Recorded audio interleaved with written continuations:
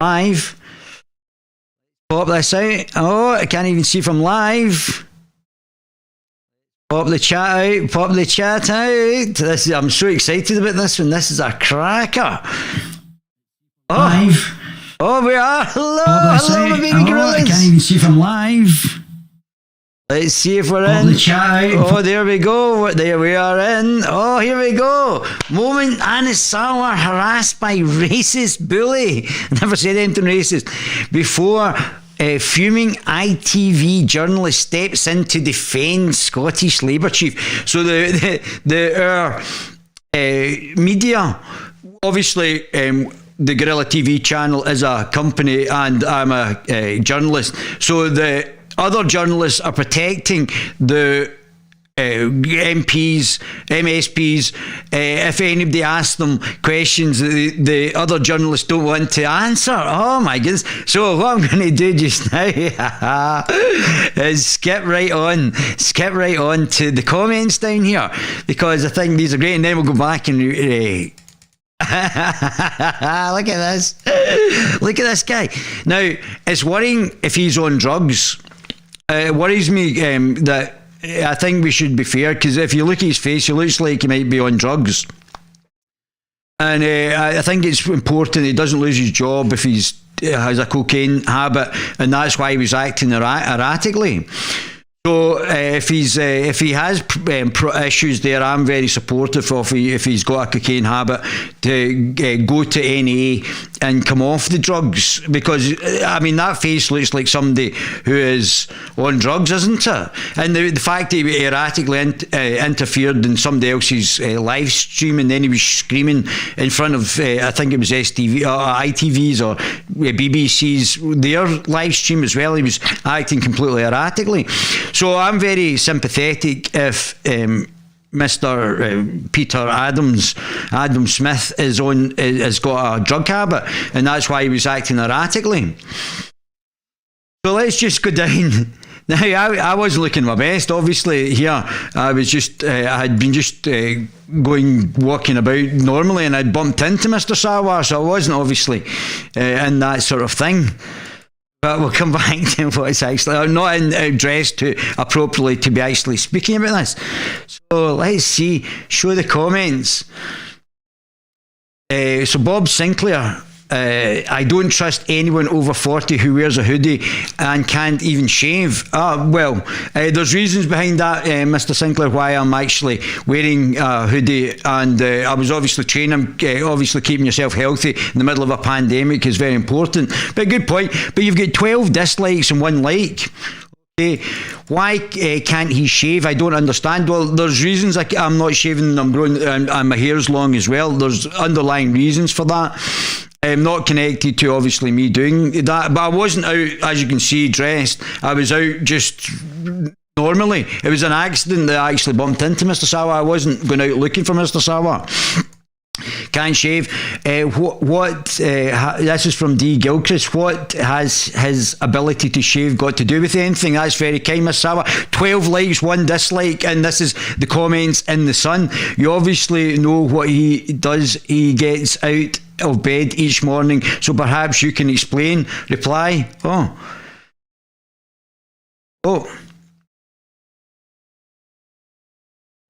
Sarwar abstaining along with other Labour MSPs have proven Scots why Labour are totally unelectable when it comes May. 36 likes, 9 dislikes. Oh my goodness.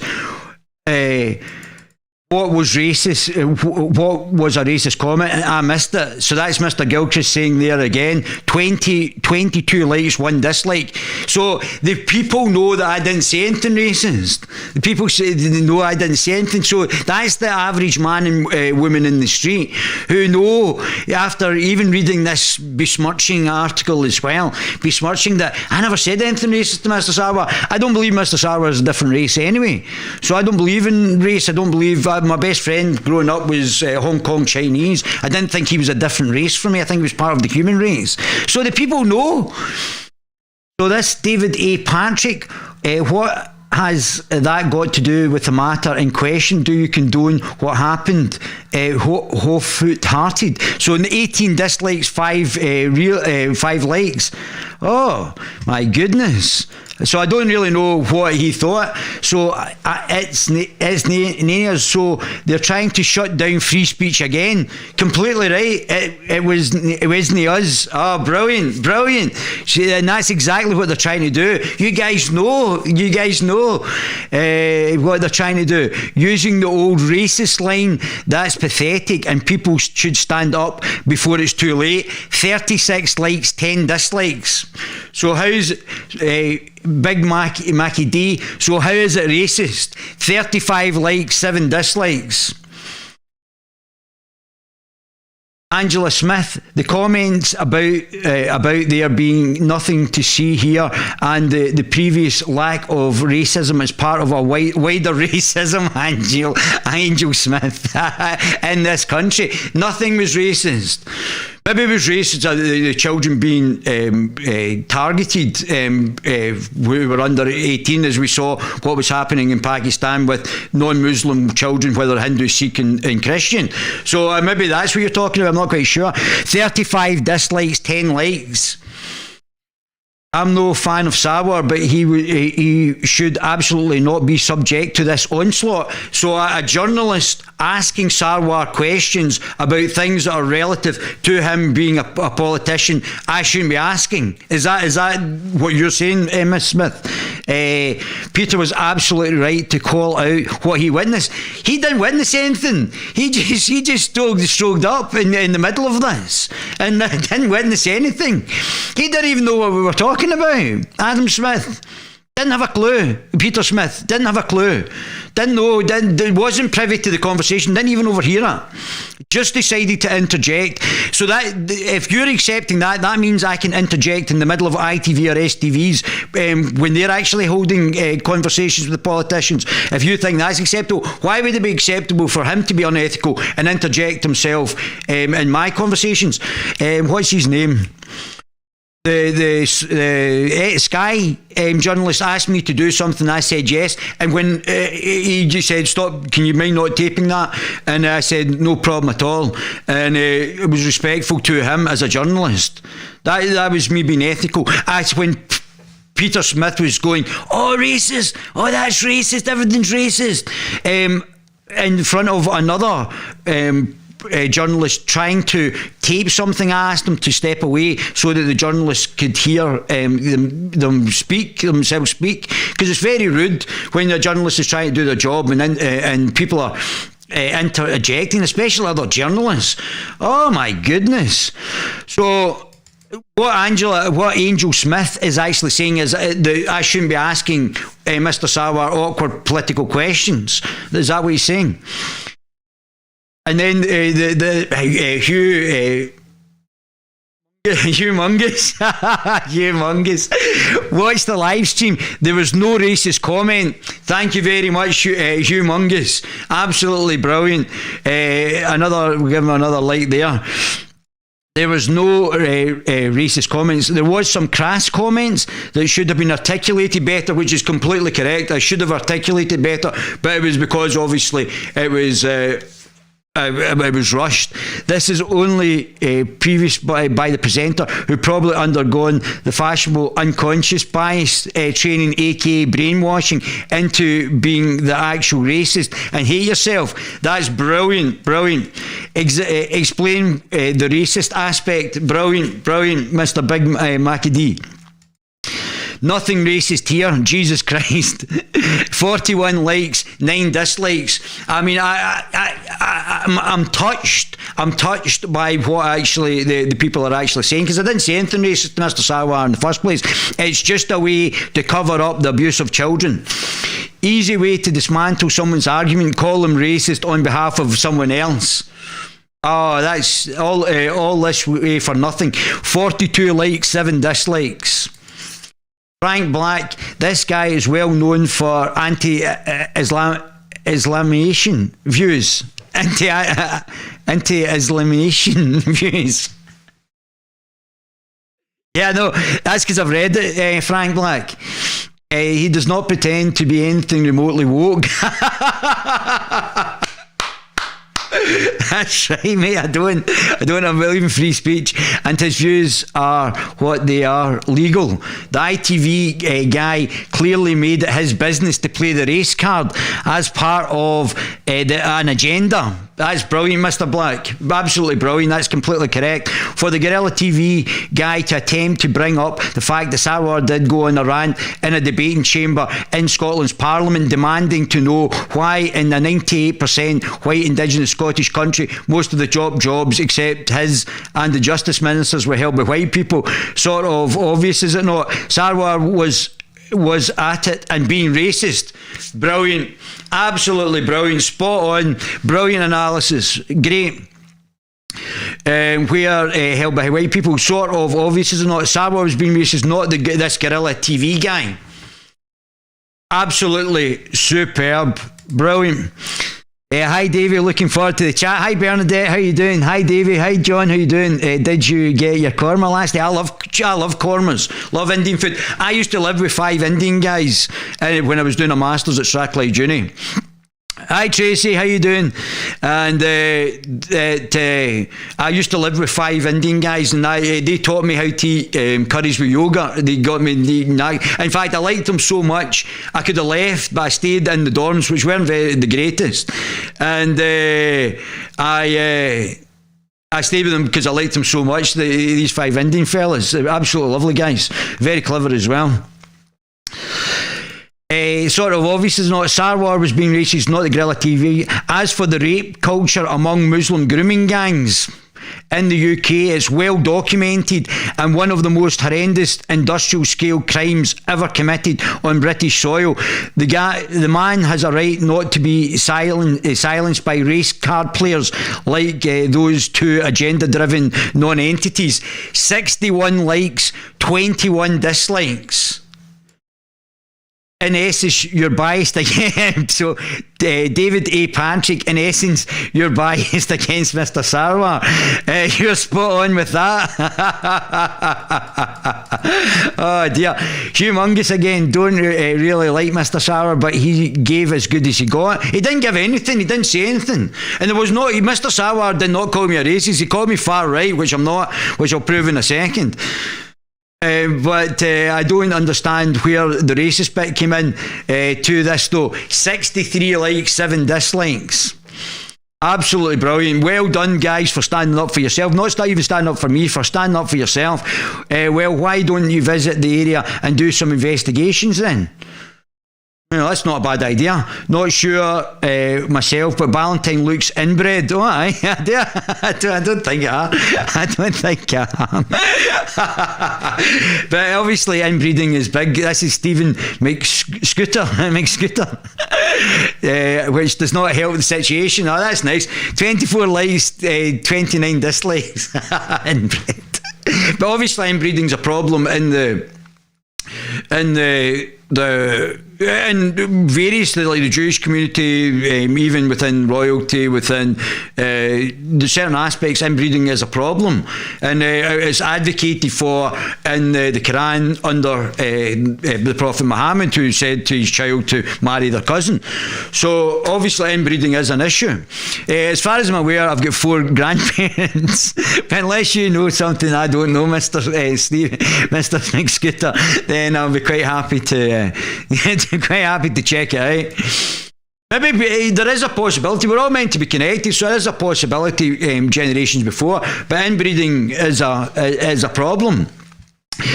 I am feeling your name might actually be non-Anglo. That might be the same guy that passed my wife and I think this afternoon with a bear in tow at Hollywood Palace, Stephen. The beard, Fuzzy Wuzzy, these are great. The bearded bandwagon and the nonsense he was talking indicates, well, I actually showed all the different aspects of why I actually discussed the things I discussed. I didn't just make them up out of thin air. These were all reported in periodicals such as The Sun, which I'll come back to in a minute. I can see where you're coming from with the inbred label. Oh, Dillick inbred, yeah, that's good.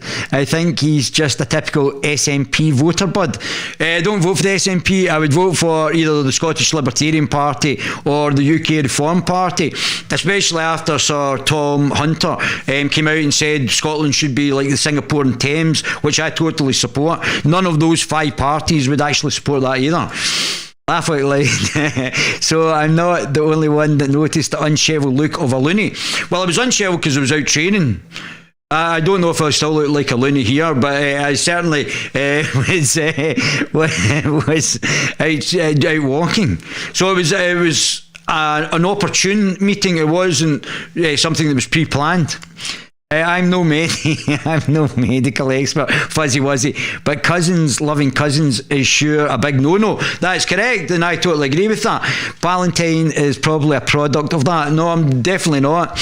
But that's 20 dislikes and 6 likes. But I think that's quite funny. I like it, edgy stuff. I'll have a wee look at that in a minute. I don't know what you just sent me there. That he needed to refrain from family loving and taking place. So, to be honest with you, I know that I've got 4 separate grandparents. So, as far as I'm aware, nothing immediate was inbreeding. And they were all got separate names, both the maiden names and the married names. But inbreeding is actually promoted in Islam.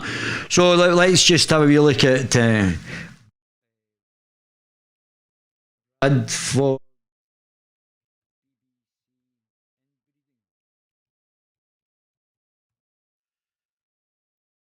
there we go. So it's actually here. It's actually on the internet. So it's on the BBC. So I'm not getting this from any far right sources. These are mainstream sources that I'm pulling up. Bradford study finds higher birth defect risk in married cousins.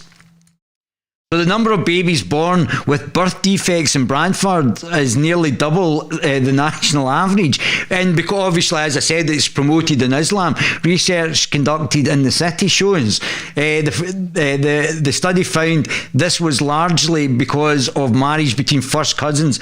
In the Muslim community, I don't think it's just the Pakistani community, it's in the Muslim community that promotes this. Consanguineous marriages or marriage accounts for nearly a third of abnormalities in a study of more than 11,300 babies. So yeah, there is a problem with inbreeding. That's correct. With a name like McSnorter, maybe the cousin or even the sister, loving you seem to be an expert. 16 likes. So as an experience you are well acquainted with. Incidentally, Islam marry first cousins on order of the parents, who are usually first cousins too. In Pakistan, 1,000 young girls are being burnt alive for refusing such inhumane demands. Wow. And that must become honour killings. Stevie McSnotter. Oh, you triggered and quick off the mark, fool. The cousin on cousin complaint pertains to inbreeding hillbillies. No, this guy is actually correct. As we just pointed out, Frank Black is actually correct. Pertains to inbreeding hillbillies. Rednecks looking Valentine. So a lot of I believe that did actually potentially happen in some of the people in the south, but of the south of America, but a lot of these people are Scottish and Irish descent, so I wouldn't be slagging off our own people over there. Incidentally, McSnorter, my friend, is a convenient chosen name. Well, I don't hide, I'm not hiding my name or hiding my identity. Chosen screen name designed to throw fools like you. All right, with a name like Black, I need not say any more. Suffice to say, think before you post and blacken your already black name. So it's about racism. Yes, me. That's about. I don't know why you're saying that. I don't know. Anyway. So let's see this. Now, I didn't give permission. I don't know if this is copyright, because obviously, as I said, all copyright is with the Guerilla TV channel. So I'm not sure if this comes under copyright. I'm not going to complain to Ewan. This is Ewan here. Now, I don't know if you can notice anything about Ewan, but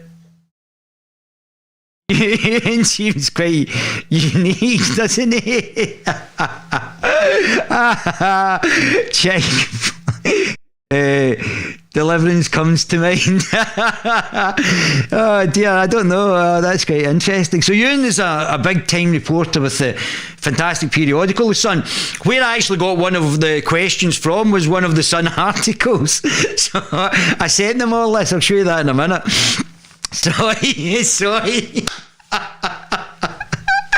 Oh dear. Oh my goodness. Oh dear. Peaky Blinders. A chicken flick. Oh dear. No, Ewan's definitely an alpha, isn't he? Oh, that's absolutely superb. So let's get rid of that. We've already done that one. So let's go back to Mr. Sarwar. The moment Anna Sarwar, vile rant. I had a vile rant, not a journalist asking questions. Mine was about vile rant. So if any politician asks me any awkward questions, or any journalist asks me any awkward questions, I can just shout vile rant at them and start saying you're a racist bully. So no respect for other journalists, no ethics there whatsoever by Mr. Peter Adam Smith interfering when I'm asking Sarwar questions as a politician from a journalist. And we've already got that. We've been up for 3 years. It's not as if this was the first time I had actually contacted MSPs. We've talked about all sorts of issues on the Guerilla TV channel. So why Adam Smith thought it was his right to interfere in one of my interviews, I don't know. But completely professionally unethical. Unless it's okay for me to start jumping in the middle of when they're actually doing live streams. Unless he's already set the precedence. So this is from Ewan Mowat on the 23rd of March 2021. Now, I will prove to you that I cannot get these people to actually get them into court and that they can actually write anything now about me. They can just make it up. I could probably be a serial killer in the next one, honestly. It's absolutely unbelievable. So there's no protection for me as an individual or another company because you can't get the lawyers to even get them into court. And I'll prove that once the COVID's finished and we're contacting various lawyers.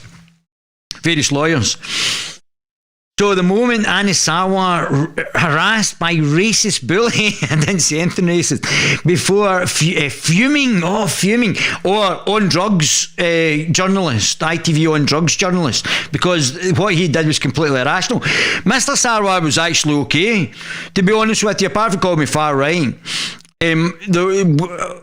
Mr. Sarwar conducted himself very well. There was no actual animosity between me and Mr. Sarwar, other than me asking him questions about what the underlying issues were. Until and I've got to thank Mr. Smith for giving me such incredible publicity. Let's see. Oh dear. Oh, hold on. Let me get a bit husky here. This is the moment Anna Sarwar was harassed by right-wing commentator. Now, I put this up here. I thought this was great of me putting up far right because under this article, which I'll get back to in a minute, former candidate, which I'll get back to in a minute, they called me far right. So obviously far right, like racist, is just a way of actually demeaning the legitimacy of the questions that I'm asking, or vile, or they can put in any adjective, but it's a harassment. They are actually harassing me. It's not me them asking me questions. It's them using their words. And under the freedom of speech, that would be sort of harassment. Although I'm not protected under the hate speech bill, it's okay for them to harass me. I don't know Peter Adam Smith. I've never met him before. We have never actually had a dialogue. He doesn't know who I am. He doesn't know my views. He doesn't know anything about me. Yeah, all of a sudden, he decided to interject in my conversation with Sarwar, who had made racist speeches in the Scottish Parliament, along with what do you call him? Humans are useless.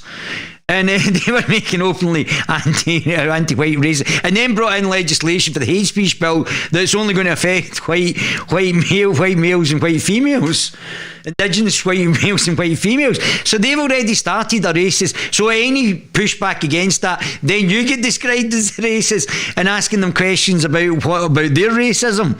They don't want to answer that and just shout racist at anybody else. It's genius. So I've already gone through this. So I've actually done my political compass. I said to Sarwar there, I'm not far right, I'm a libertarian liberal.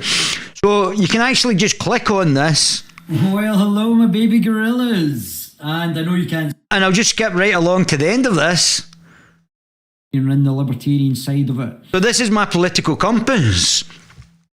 This is when I was getting at. So this is the centre of politics. So this above here is the authoritarians, and down here is the libertarians. So all of this, those two boxes are libertarian left, libertarian right, authoritarian left, authoritarian right. So this is where I am in the political compass. So you can see that I'm actually in the libertarian part of the compass, which is the really sexy part. So you've obviously got the Libertarian Party, which is slightly to the right, and I'll explain later on about the Libertarian Party after the election. But this is why I'm basically a centrist. So you can see the centrist. I'm nearly close to the exact centre of politics, and I'm slightly to the right, just slightly, teeny wee bit. But I'm basically a centrist. But if this makes me far right, where does that put Sarwar? Is he a gimp? Is he a globalist Islamo-Marxist party? Oh, see, very sexy, isn't it? So I've done my political compass. Get Sarwar to do his political compass. And that's me doing it as a journalist. So what are you guys saying to it?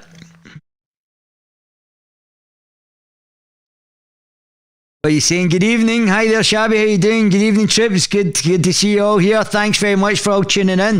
My SNP are racist speeches every day. Better watch. You don't get cancelled. Well, we already know that I've already been cancelled in LinkedIn, which I didn't say anything political in LinkedIn. I've already been cancelled in Facebook. We already know that these guys are actually doing this. The left are trying to cancel even centrists like me. I'm like Tim Pool. Yeah, all good here. Yeah, Bernadette, good to see you guys. Dave, good to see you. So I'm a centrist, but they're not using far right or racist in the context. They're only using that to destroy my reputation. You have to understand that that's their agenda. It's not to actually whether they mean it or not, especially not when they're being the racists. It's not about me, it's about them and what they are projecting, and that's what's happening. They are the racist, they are projecting. So, oh my goodness, here we go. So back to my husky voice. This is the moment that Anna Sarwar was harassed by right-wing, well, I'm not, at least I didn't say far right, commentator who was branded a racist bully for his comments. So me asking Sarwar, being a white male maybe, about anything about Islam, which isn't a race, brands me as a racist. Former Tory and Brexit Party candidate David Ballantyne launched into an Islamophobic rant. Wasn't really a rant. I was asking him specific questions that had already been put forward in The Sun, in the Daily Express, in the Quran, in the Independent, in the BBC. So it wasn't like a far right. It was asking questions that were already out there in the mainstream periodicals and publications and on online journalism. So it wasn't anything far right or anything like that. It's just nonsense. Islamophobic. I don't have a phobia against Islam. Islam promotes child abuse, child rape, killing people, and killing homosexuals. I don't believe in. Abusing women. I don't believe in. Raping women, having sex slaves. I don't believe in any of that. And one of the things I get a lot of information from are ex-Muslims who have actually lived in either the Middle East or Pakistan. Or I listen to Apostate Prophet and Harris Sultan, and I listen to these guys. These are really nice people as well. One of the other guys, I can't remember his name, and I was listening to him last night. And I take my information from these guys. I don't take it from far right sources. I take it from other Muslims, because I used to live with Muslims and I love them. So I don't have an irrational fear of Islam. Islam is a theocratically totalitarian, certainly authoritarian, if not fascist ideology that promotes violence.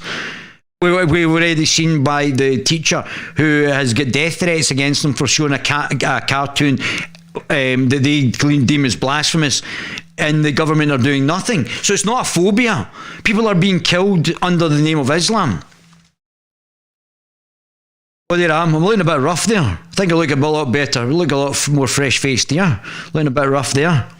Yeah, David Ballantyne harassed, the Scottish harassed. Well, I was asking him questions. So is journalism now considered harassment now? Is it? Does that mean every other journalist is going to be considered harassing if they ask questions? On now. And Sarwar targeted with Islamophobic abuse. I didn't abuse Mr. Sarwar. I was asking him questions on what was actually up in the periodicals. In the Sun. One of the articles was in the Sun. So that just shows you. But they're just trying to pervert the debate. That's what they're trying to do. ITV journalist Peter Smith, what a hero. What an absolute hero, shouting racist and bully while you were interfering in my journalism, my questions to an MSP. So you've obviously set up as okay. You were looking deranged, your eyes were all wide, and you looked like you were on drugs, and you were being erratic. I was trying to be nice and say, move along and I'll actually discuss this with you. No, oh no. And that's what they do. They try and close it down. They don't want, they say, I'm not speaking to you, racist. So you can have a debate. That's what the left do. The left are only interested in closing down debate, not actually having it, because they know that they're predominantly wrong on a lot of issues, wrong, and just promoting the globalist narrative.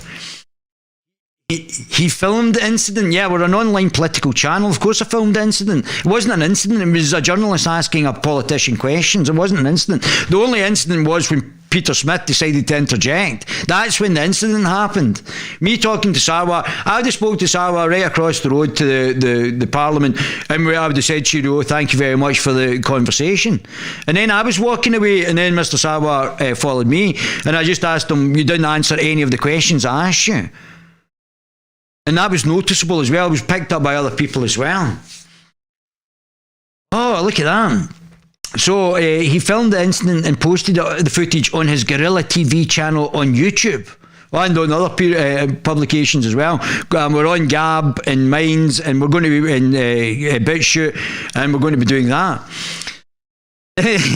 So Mr. Sarwar was preparing for an interview with Channel 4 News Kieran Jenkins, which I was quite polite. I think Kieran had, or the whoever was supervising it, asked me, can you please a short distance away from the Parliament building, when Ballantyne pounced.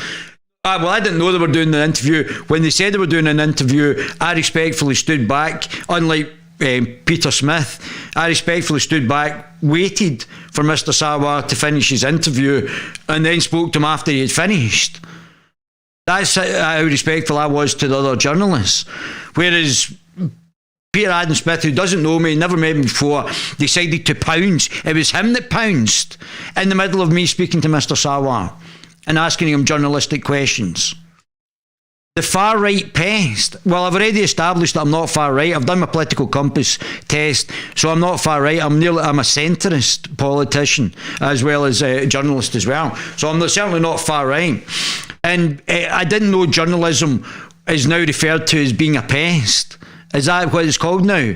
So I can just refer to Peter Smith as a pest, which I think that is actually pretty close to the truth. So you see how they're all flipping it. Mr. Sarwar says something racist in the Scottish Parliament, yeah, I'm the racist. Children are being abused not by other people, but then it's my fault for being a pest, for asking them journalistic questions. So you can see how they actually flip it. When it's them that's doing it, when it's them that are being abusive. Accused the Labour chief of anti-white racism. Yeah.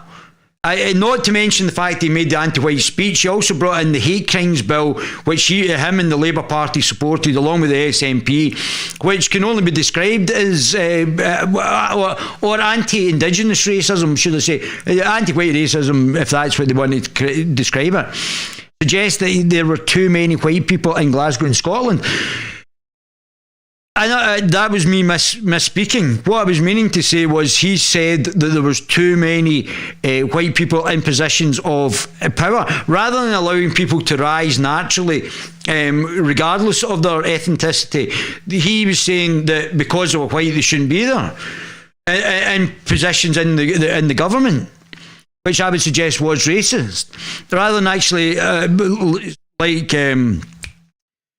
what's his name? I Have a Dream.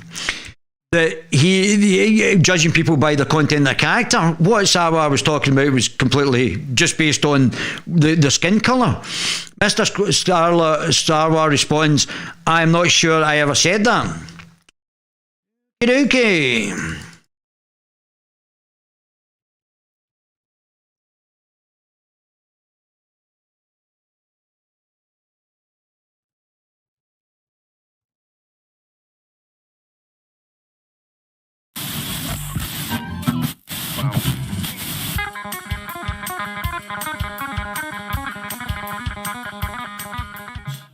Every chief executive of every council and every government department, white. Every director of a department in Scotland, white. Every principal of a college or university in Scotland, white. Every head teacher in Scotland, white. Every chair of a public sector body in Scotland, white. Every High Court judge in Scotland, white. Every prison governor in Scotland, white. Every editor of a news organisation in Scotland, white. Why?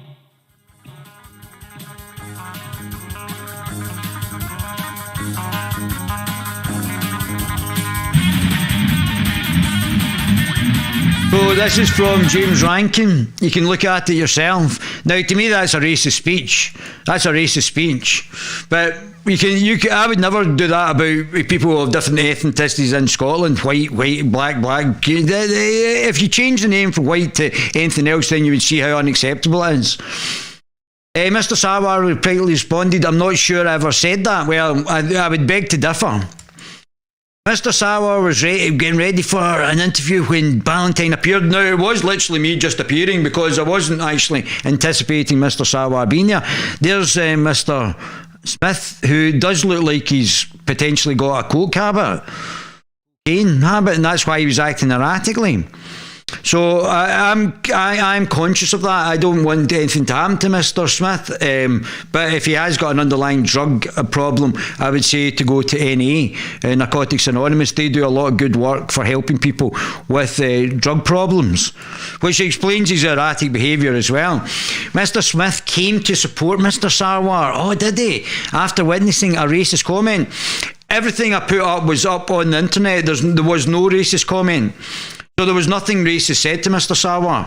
I didn't want to say anything racist to Mr. Sarwar anyway. I thought it was me calling out Mr. Sarwar's racism that was the issue. But you can see how they flipped it. It's me that's the problem, not them. Very clever, isn't it? Just flip it. So they don't have to take any responsibility. Very clever. So Mr. Smith came to support Mr. Sarwar after witnessing a racist comment. Now, I could probably take Mr. Smith to court because he couldn't prove that. He couldn't prove there was a racist comment because there wasn't any racist comment, because I was taping from before I actually met Mr. Sarwar, so there was nothing racist said to Mr. Sarwar. Nothing. Mr. Smith couldn't prove that. He would probably get found guilty of, I think it is slander or libel. I think it's libel when you're actually writing it, slander if you're saying it. So I would suggest that Mr. Smith and ITV could be in for a court case so that he can actually prove that I actually said something racist. Ballantyne then started to quiz Glasgow MSP about child rape laws in Pakistan. Oh,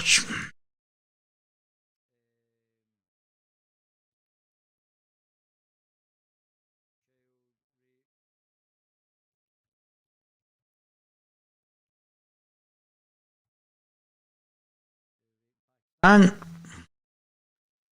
so. So this came out. I'll come back to child rape in Pakistan. So this came out after I had an interview with Mr. Sarwar in the Independent. Funnily enough, let's see what Mr. Khan's saying. उसका direct impact पड़ा उनकी family system पे Pakistan, Imran Khan says vulgarity behind rape. पर्दे का concept है ये क्या है What's the whole concept? It's so there is no temptation in society. Each individual does not have the willpower and strength. So he's basically victim blaming. I've seen naked women, I don't jump them. It doesn't bother me.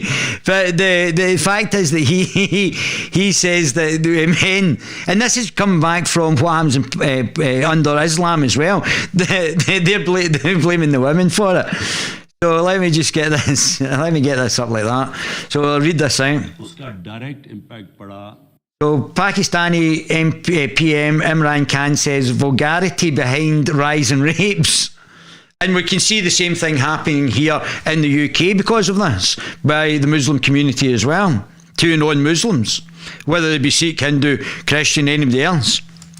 उनकी family system पे जब मैं गया था तो एक तलाक होती इस सारा जो पर्दे का So what is the whole concept of observing the vile? So again, back to Islamic conservatism. Concept है ये क्या है Don't forget, obviously, Islam promotes having sex with children and also sex slaves. कि टेम्पटेशन ना हो माशरे So there's it is so that there is no temptation in society. में अब माशरे के Each individual does not have the willpower or strength. लोगों को यानी हर इंसान के अंदर वो होती नहीं है ताकत नहीं होती विल पावर नहीं होता आप अगर इंसान If you keep increasing the obscenity in the society, and if you don't care, then there are impacts of such things. So he's basically blaming the women. He's basically blaming the women for this. के अंदर जितनी जितनी बढ़ाते जाएंगे If you keep increasing, फांसी sorry, if you keep increasing obscenity in society, and if you don't care, then there are impacts of such things. और आप इसकी एहतियात नहीं करेंगे इसके असरात हैं मैं When I went to Britain, I saw the culture of sex and drugs and rock and roll starting there, which I think you were involved in. जब 18 साल का पहली दफा बर्तानिया गया तो वो माशरा ऐसा नहीं था जो बन गया बाद में वहां शुरू हो रहा था sex drugs and rock and roll और हमने अपनी आंखों के सामने देखा कि जैसे जैसे वहां So obviously blaming the victim blaming here. So this has come out in the Independent, which I basically, oh, where are we? Oh, it's not letting me do anything. Oh, the Independent of, oh, there we go. Pakistan Prime Minister Imran Khan has, oh, they're blocking me, blocking again.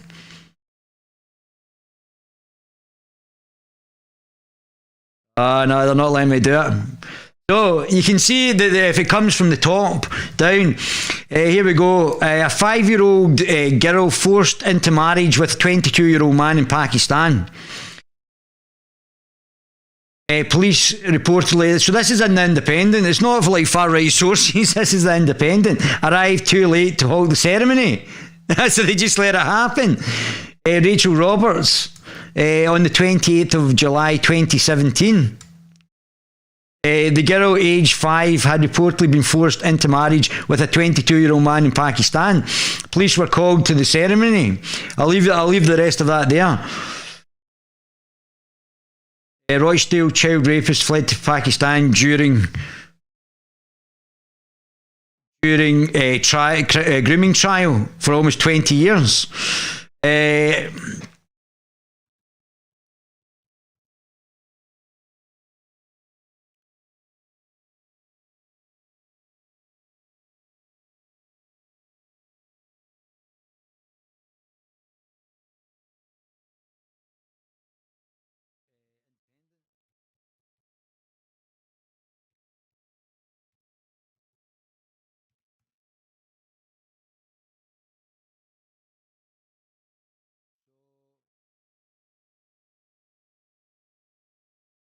Another child, the murder of Zina Ansari.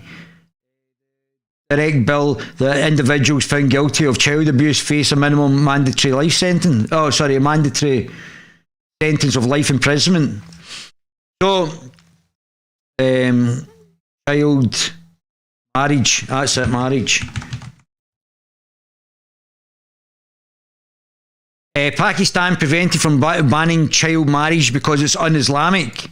So this was the 17th of January 2016. So it's even in the Independent. So the people that were writing, I got the questions from the Independent, and then they're writing hit pieces on me, decrying me with regards to this. Oh, come on. So here we go. After Mr. Sarwar's interview with Channel 4, Ballantyne quickly returns to harassing. Asking questions is now harassing. So asking as a journalist questions to Mr. Sarwar is now called harassing. And by the Sun standard. So I can just say to any Sun's journalist, oh, you're harassing me.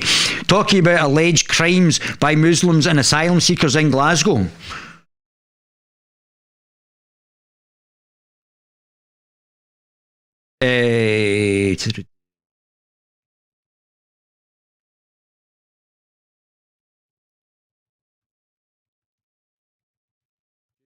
Dead time there. Guerilla TV channel. Joanna. Jerry. So, I mean, they've got a cheek. They've got an absolute cheek because it's actually in the Sun. So I was asking questions about the article that was in the Sun, and then they're telling me Mr. Sarwar, so Mr. Sarwar walking from Hollywood, talking about alleged crimes by Muslims and asylum seekers in Glasgow, that's in the article in the Sun. While police Scotland took down large-scale asylum seeker grooming gang in Glasgow, but kept it secret. By Blair Makeley, 27th of January 2020, so only last year. So the Sun's complaining about me asking Sarwar questions about things that are in their paper. What are you guys saying? Oh my God, that is unbelievable. George, can you wear a hat? Hi David. Hi Jimmy, how you doing, Jimmy? Yes, come on George. Davey, we take him from George Galloway to the George pub in Hamilton for a pint. We can talk to Georgie Porgy. I'd love to talk. You need to tell me when it is. I'd love to talk. I like George. I actually like George Galloway. But George has banned me from his show because I was going to ask him about Nicola Sturgeon having allegations that Nicola Sturgeon was a lesbian and whether that has impacted on the declining rate of childbirths in Scotland by heterosexual and homosexuals. I'm all for homosexuals being able to have children as well. If you've got penisophobia or vaginophobia because you're a homosexual, then it can make that process quite difficult. So there has to be other ways to help gay couples have children. And we need to increase the birth rate in Scotland. But Nicola Sturgeon seems to want to make interaction between men and women harder and more objectionable. And I was asking Georgie Porgy if the reason was because she might be a secret lesbian, but George cut me off and then banned me from his show, and he's talking about freedom of speech. That's a badge of honour being banned by George, I know, but he's talking about freedom of speech. I believe in freedom of speech. I'm into freedom of speech. Come on. Mr. Sarwar walks towards Holyrood, tells him to take your far-right nonsense somewhere else. Well, it wasn't far-right nonsense, it was articles from The Sun that was actually quoting. So unless you're saying The Sun's far-right and me asking you questions about it, but you notice that he didn't answer any of the questions. He didn't answer any questions that had been brought up by The Sun, who are now saying, what did they say? I'm a racist bully for asking questions that are in The Sun. oh my goodness, he disappeared. That is brilliant. I'm sure that I've got copyright in all this, that the Guerilla TV channel has got copyright in all of this. So I'm sure he's taking images from the Guerilla TV channel, which I'm sure I'll have got copyright. Just saying, Mr. Sun. I'm not sure I ever said that. Oh, did you not? Where are we? Far right nonsense somewhere else. That was a good response. Look at that. Is that not somebody that's on drugs? That's somebody that's on drugs. Valentine Day accused Sarwar of being a member. This just gets me. This is because you guys come up with this. One of my baby gorillas came up with this. Valentine accused Mr. Sarwar of being a member of a globalist Islamo-Marxist party, the GIMPs. Oh, that is absolutely fantastic. To which the politician just laughs. Oh, well, that's quite interesting. But I think I was correct. I think I was pretty much correct. At that point, superhero ITV journalist Paul Smith just decides to interject from nowhere after not listening to any of their conversation, and just decides to be maybe him and Paul Hutchins are like actual members of the Labour Party, and they're just simps for the GIMPs. Simps for the GIMPs. Oh my God, I came up with that one earlier on. I knew I was going to have to interject that somewhere. Simps for the GIMPs. Oh, absolutely 10 out of 10. Simps from the GIMPs. And says he was a witness to a racist comment. Well, as I said, it was all getting streamed from the start of the interaction to the end of the interaction. So it's all provable that there was no racist comment. So Mr. Smith's a liar. Peter Smith is a liar, and there was no racist comment. Wow, that's unbelievable, isn't it? So our journalists are liars. Valentine tells Mr. Smith the recording is live, and the reporter approaches him saying, I want all your audience to know I was witness to you making a racist comment. Well, it's been up on the internet, so everybody can see that there was no racist comment. Oh, fantastic, Mr. Smith. So you're a liar. You're not a journalist, you're just a liar. Oh.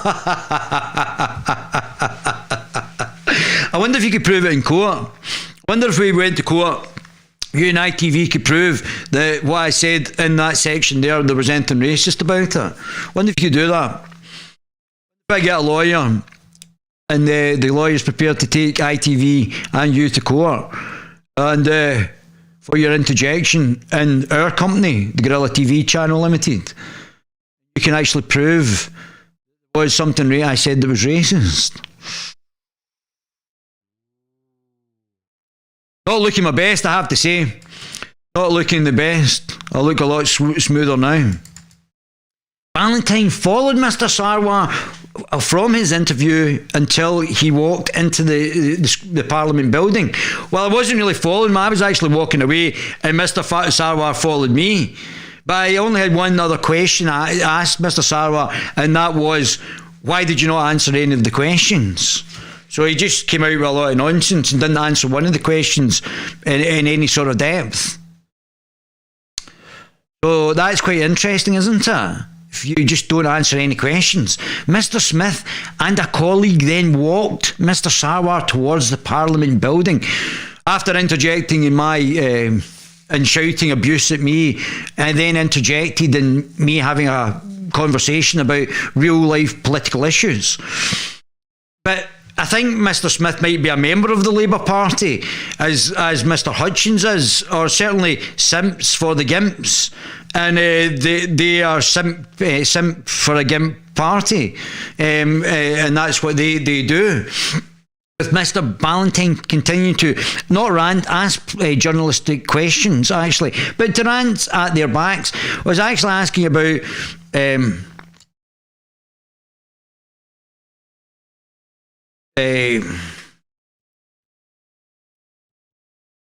oh no, let's go for Salted Harris.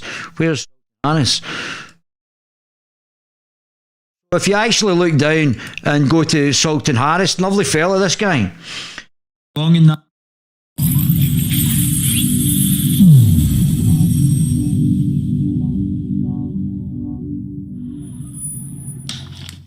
if you guys remember, I spoke about this. This is one incident. This one incident really shocked the world and Pakistan specifically, because that's... I don't know what's happening there with my thing, mate. It happened in Pakistan. If you remember that motorway incident where a young mother of two, she was traveling through a motorway or a freeway outside Lahore, Pakistan's second largest city, and her car ran out of petrol and she called for help, but somehow a couple of robbers, they turned up and they brutally raped her in front of her two children. And she had come down from France to Pakistan to teach her kids Islamic values. Oh. And rightfully so. And people predicted, this happened only, I think, less than 12 months ago. It happened last year. And people were demanding capital punishment for the rapists, and they were arrested eventually, and two of them last week. I don't believe in capital punishment. I don't believe the state executing people.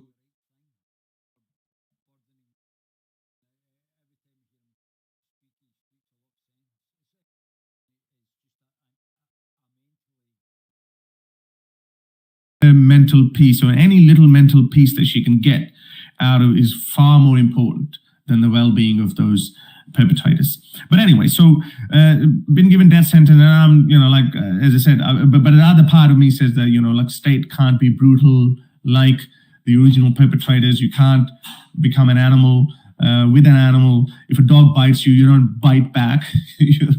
You fight back, but you don't bite back. I understand the other side of the argument, and that's my rational mind says that. But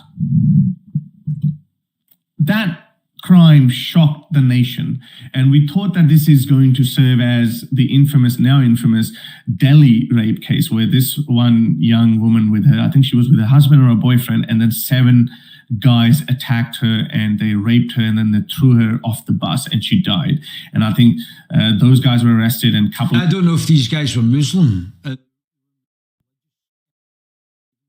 This is the first time they've given death sentence for a rapist, to a rapist. Landmark, and not taking anything away. Well done, good work. But I do have to ask... I don't agree with that, Sultan. That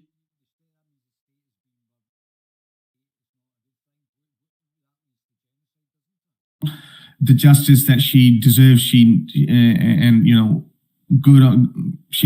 deserves all the justice. But I have to ask the question. I have to ask the question to the Prime Minister, to the Human Rights Minister, and the Pakistani public at large. I want to ask them the question. When a Muslim lady, again, this gets worse, because obviously we know what's happening with the Pakistan. Come on, point that out. So one rule for one for another, a bit like the hate speech. Why? I can show you examples after examples after examples. This girl, last week, she was abducted and then she was converted to Islam. We all saw that in a video. No outrage. It wouldn't even make it to the news channel.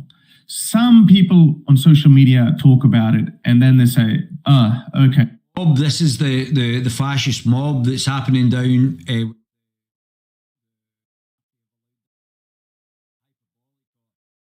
3 months in. What about this girl? Hindu girl, Pooja Megawal, abducted, converted to Islam, and will be married off soon. This girl, Shanti Megawal, earlier this year in January, I believe, or maybe late December, she was gang raped. She was so embarrassed to even show her face, and she was begging for justice. Nothing. She was gang raped. This Christian girl, raped and murdered. This Christian girl, Mavish Bibi, raped.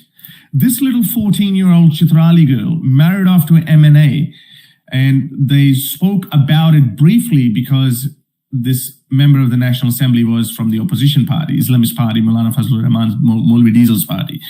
But again, no justice though. She is still with him, and she's a 14-year-old child. these two Christian sisters, Sajida and Abida, in Lahore, raped, murdered. Their bodies were found 2 months, partly decomposed bodies were found 2 months after. No outrage. Nothing. Not a peep. This girl, Myra Shabazz, she made global news. Again, I think she was recovered, but again, there's no conviction. No conviction against the perpetrators. So I'm forced to ask you this question. Again, nothing to the victim on the left. No, one rule for one for another. And that's what Nicola Sturgeon has brought in with the hate speech bill. She deserves all the respect and justice. She deserves it. But why do Pakistani people, they get outraged when it happens to a Muslim girl like this motorway lady or Zainab, little girl Zainab? But nothing, zero convictions. Most of these people are not even recovered. They haven't, the girl, they haven't had any justice. Perpetrators are still at large. Some of them were arrested, but then later released. Nothing. Why? Where's the justice? So that's quite interesting as well. What are you guys saying to that? Hiya Hank, how you doing, buddy? Long time. Asia Bibi, yeah, I covered Asia Bibi as well. What happened to that lady? I was wanting to get her brought over to the UK, but I believe that I was objected to as well. I don't know, David, no capital punishment, not even for Nippy, if a dog bites. So let's go back to see what they're saying. So that's why I'm asking questions about Pakistan. Obviously, Mr. Sarwar's family were the governors, I think, in the Punjab. So in Pakistan, so he's got a direct tie to Pakistan as well as being of Pakistani descent. And the colleague then walked Mr. Sarwar towards the Parliament building with Mr. Ballantyne continuing to rant at their back. I was asking questions about these issues that Sultan Harris, who's an ex-Pakistani Muslim, a nice guy, had brought up in his videos and other UK periodicals. Ballantyne quietens as they approach Holyrood because some other journalist was actually filming, and that's why I had actually said, and I was going to walk away anyway, but the other journalist was filming and I've shown a bit of respect, unlike Peter Smith, but then repeats his comments that the video will be going online. Yeah. So everybody can see now Peter Smith's a liar. Mr. Smith then brands Ballantyne as a racist and a bully. Although he interjected in my conversation, my journalism with Mr. Sarwar, I'm the bully. It's not him that's the bully. See how they do that? They switch around for what they are. They're the bully. That's what they do. So they're the racist, switch it around. So you've got to be careful of that. Just watch that. And he stands between him and Mr. Sarwar. Oh, he was so tough there. He was such a tough guy. Ballantyne, who came last when standing for the Brexit Party in the Edinburgh South West seat. Well, there was nobody else who'd stood for that again. So even in the UK Reform Party, they're going to have to build up local support, including the Scottish Libertarian Party, who've just got the first councillor. The UK Reform Party's just got the first MSP, which should have been at the leadership debates in Scotland, both and others, because those five politicians were as boring as Magnolia Paint. That was the most boring leadership event I've ever seen. And so it would have been better if Tam Laird had been there, Michelle Ballantyne, and we had got other people, even in the left as well. I had got other people to bring forward various ideas. Because everybody's saying they're not interested in the second leadership debate with those five characters talking to each other. You don't deserve the time of day. I don't talk to racists. So you can see how he was just shutting me down rather than actually debating. He says I don't talk to racists. I didn't say anything racist to Mr. Sarwar. So he's pathetic as well. He's pathetic as well as a bully and unprofessional. That's what Mr. Smith is. And a liar. Don't deserve the time of day. I see. So we've now got activists as journalists, and I think that's what you should take on board. The journalists are activists. When pestered further, he added, "You can say what you like. I know you're a racist." On what grounds? On what grounds? So you'll be able to prove that in a court. You'll be able to prove that. I know you're. I've never met Mr. Smith before, so he's got no point of reference about anything that's happened with me. Nothing. 0 point of reference. Valentine then continues to follow Mr. Sarwar as he walks around Holyrood. I was actually walking in front of Mr. Sarwar. Mr. Sarwar followed me and then overtook me and then went in to the Parliament. I never spoke to Mr. Sarwar again after asking him. Saying to him I didn't answer any of the questions. So let's see what the gimp and the simp are saying. I can't thank you, Peter Adam Smith, enough. So the journalists are now protecting, not being objective in journalising, they're protecting the politicians and the political class enough for his kindness and support. He didn't have to get involved. He shouldn't have been getting involved. I was doing a professional commentary on serious issues that you hadn't addressed, Mr. Sarwar. So he shouldn't have been getting involved anyway. He didn't get involved but chose not to be a bystander. Oh, did he? Oh, well, that's great. So it's okay now for me not to be a bystander and interject in the ITV's and STV's commentary, because that's what I'll start doing. If that's the road they want to play, then I'll start doing that. Sadly, this nonsense comes with the territory. Getting asked questions by journalists comes with the territory. Righty. But it always helps to put politics into perspective. Yeah, that you're not even addressing these underlying very, very serious issues that are happening, that are documented in mainstream periodicals. Oh, here we go. Oh, hi Peter. This was not an interview. So you decide what an interview is, Peter. I didn't realise the Guerilla TV had to go through you to decide what is and what is not an interview. You absolute simp. This was racist abuse from a bully. No racist abuse. And if you can prove that in court, Peter, if I decide to take legal action, then this will be very interesting. ITV will get their comeuppance as well, and I'm just sorry I couldn't do more.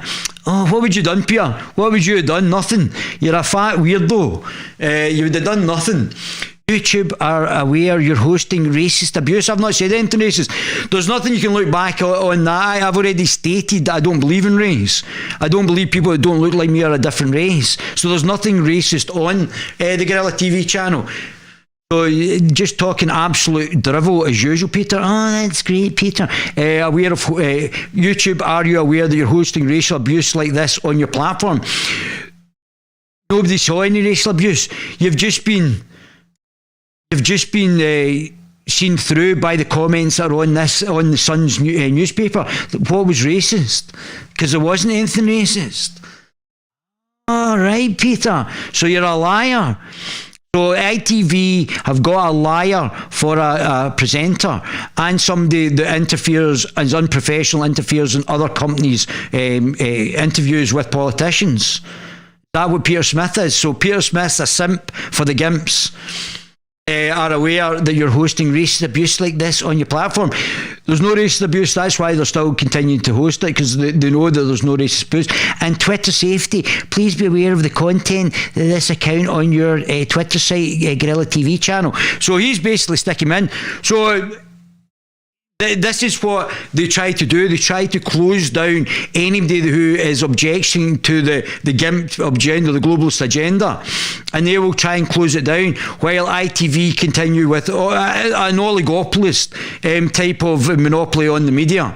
And that's what Peter Smith, the simp, the Labour chief either fobs him off politely or just ignores him, because he didn't want to ask very serious questions, because it would be very difficult for him to do that. Valentine turns the camera on himself and continues to rant about Muslims. I didn't rant. I was asking questions that were in the Sun. I was asking questions in the Sun that have been on mainstream like the Independent, which is not exactly far right articles. So that's where I got it from, unless you're saying that you're all far right as well. Turned the camera on himself and continues to rant about Muslims before filming Mr. Sarwar entering the building. When the footage was posted on Twitter, Mr. Smith shared now deleted. I thought I pinned it. saying that was not an interview, that was racist abuse. No racism at all. I've already read the comments before I did this stream. Nothing racist. Abuse from a bully. I guess I would prefer to ask objective journalistic questions than being a simp like yourself, Peter. And just, sorry, I couldn't do more. What would you done? What else would you done, Peter? You're already rude and unprofessional and lied as well. You're just a liar as well. What more could you have done? What else would you like to have done?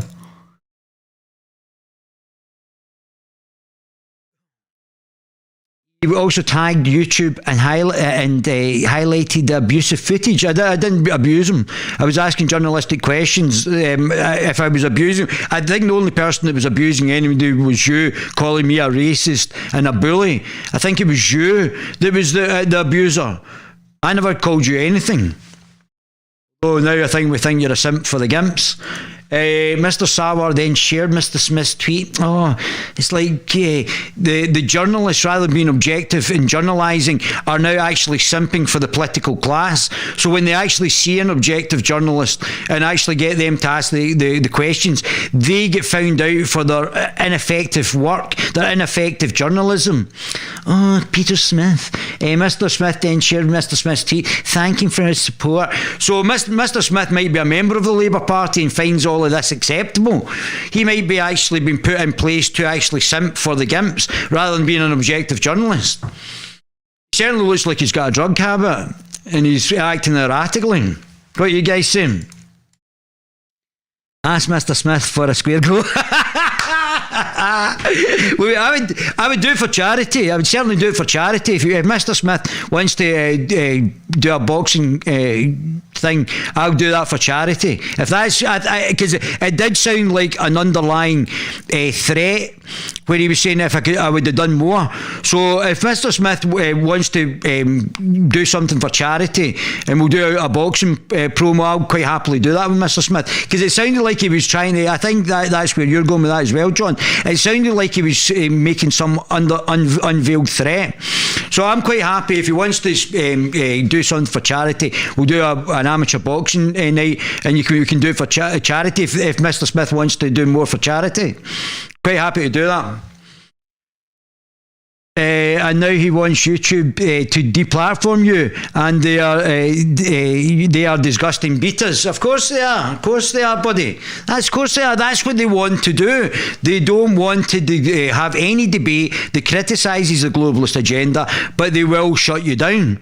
That's why I want you all to go and sign up and subscribe to the guerillatvchannel.com, and we will get our own platform. These scumbags are not going to continue to harass us and allow that to happen.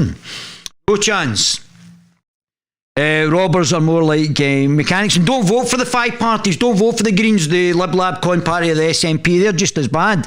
Yes, Davey, I think you could take him. I think I could take him as well. And I'm old. I'm old. But I definitely think we could arrange that for charity. Mr. Smith's going to be a liar and do that. Let's have a charitable amateur boxing bout, and let's do that for charity, Mr. Smith. How about that? Let's call out you being a liar.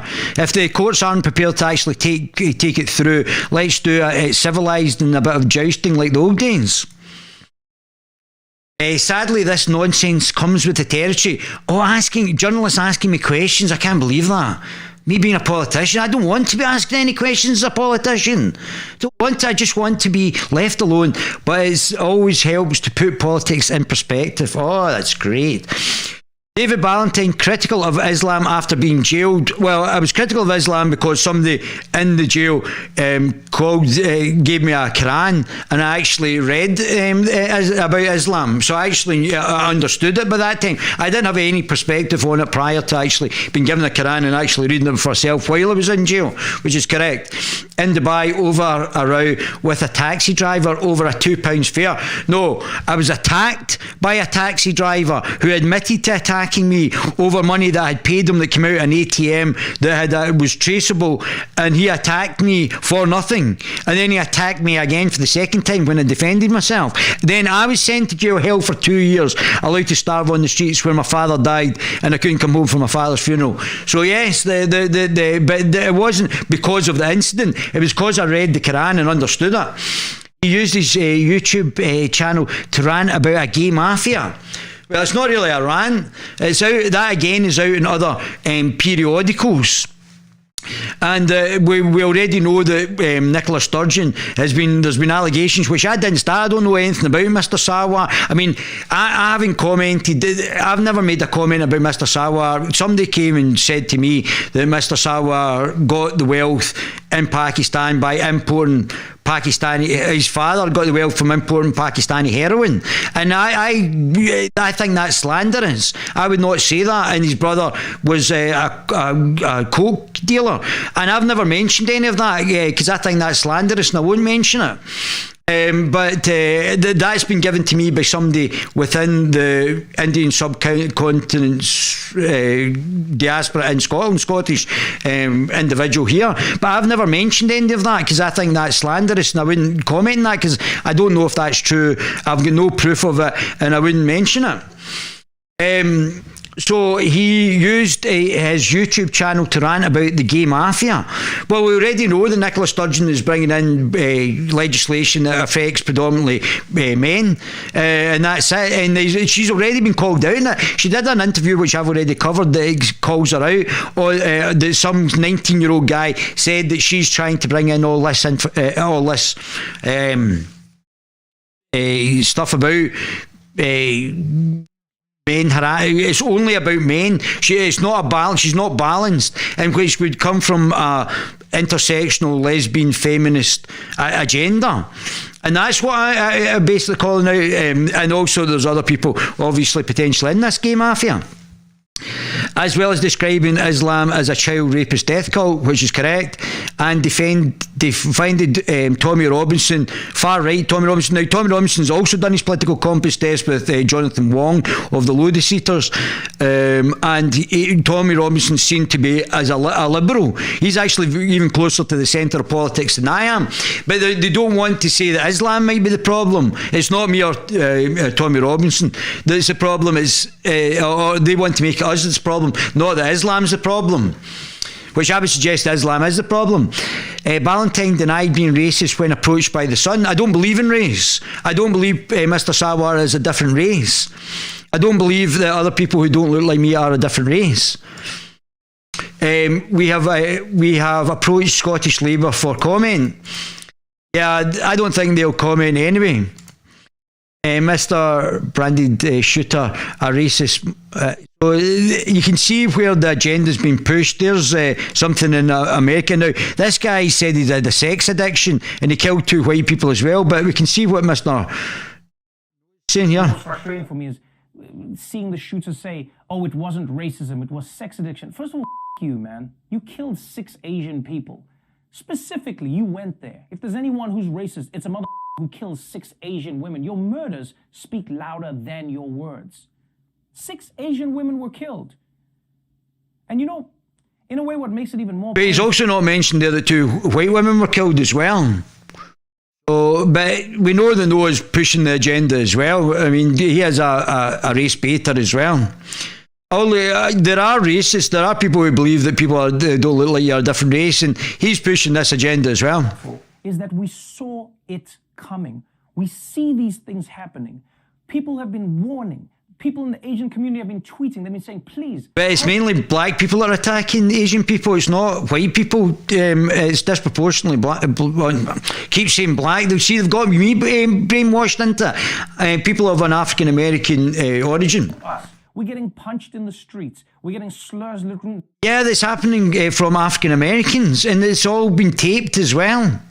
Written on our doors. We're getting people coming up to us just saying, thanks for COVID, thanks for spoiling the world, thanks. We've seen this happening.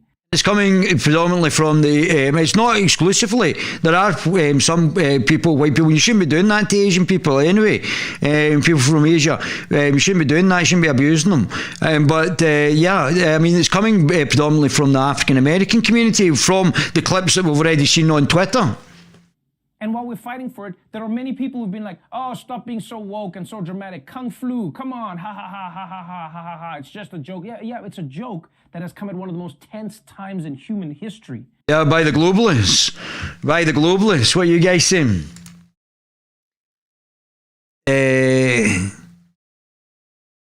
A grifter, he is a grifter, mate. Yeah, definitely is.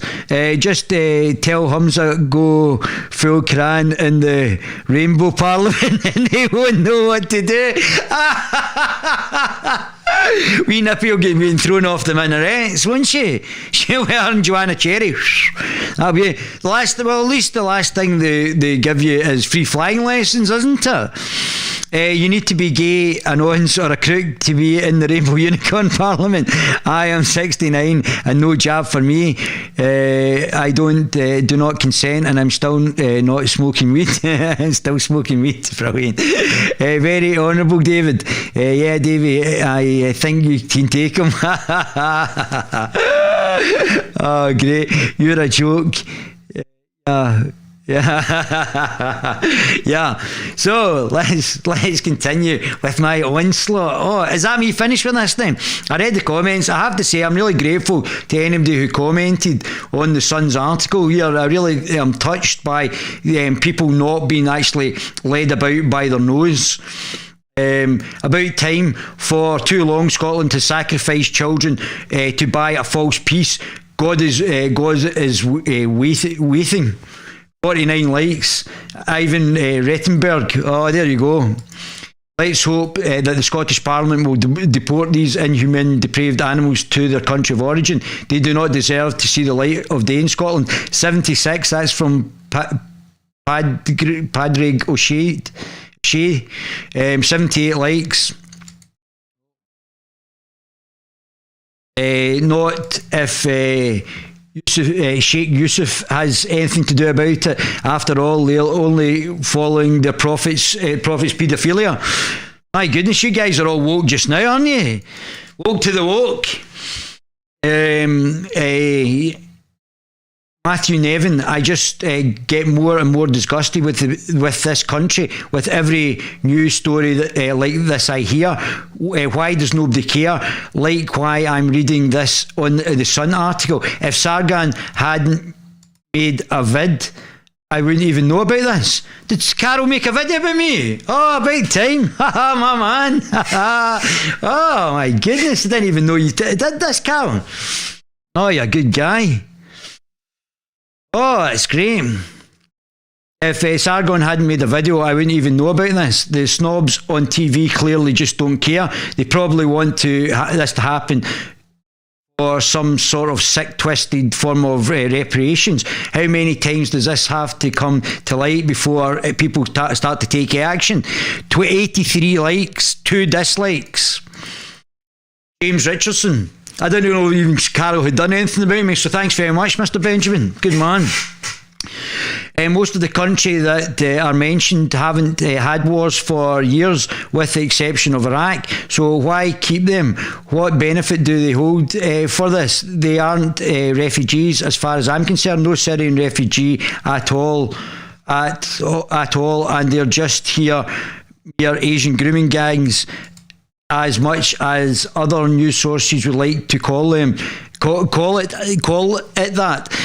Why? I know, and it's completely disrespectful to our Hindu, our Sikh, our Chinese and other Asian communities that are not involved in this, getting lumped in as Asian. This is Muslim child rape gangs. That's what this is. As much as other sources would like to call it that. Why keep it secret? What benefit does this give anyone, including these girls? This is happening all over UK by Muslim oriented men. These men misrepresent Islam. I don't think they do misrepresent Islam, to be brutally honest. We already know that it's happening with the say-so of Khan and victim blaming in Pakistan as well. to Muslim, Sikh and Hindu women as well. These men misrepresent Islam. No, they don't, and are using it as a tool for the lack of a better word, war. Islam is a book of war against non-Muslims. It doesn't matter who the non-Muslims are. It's insulting that the police would hide this. I think it's the politicians that are hiding it, not per se the police.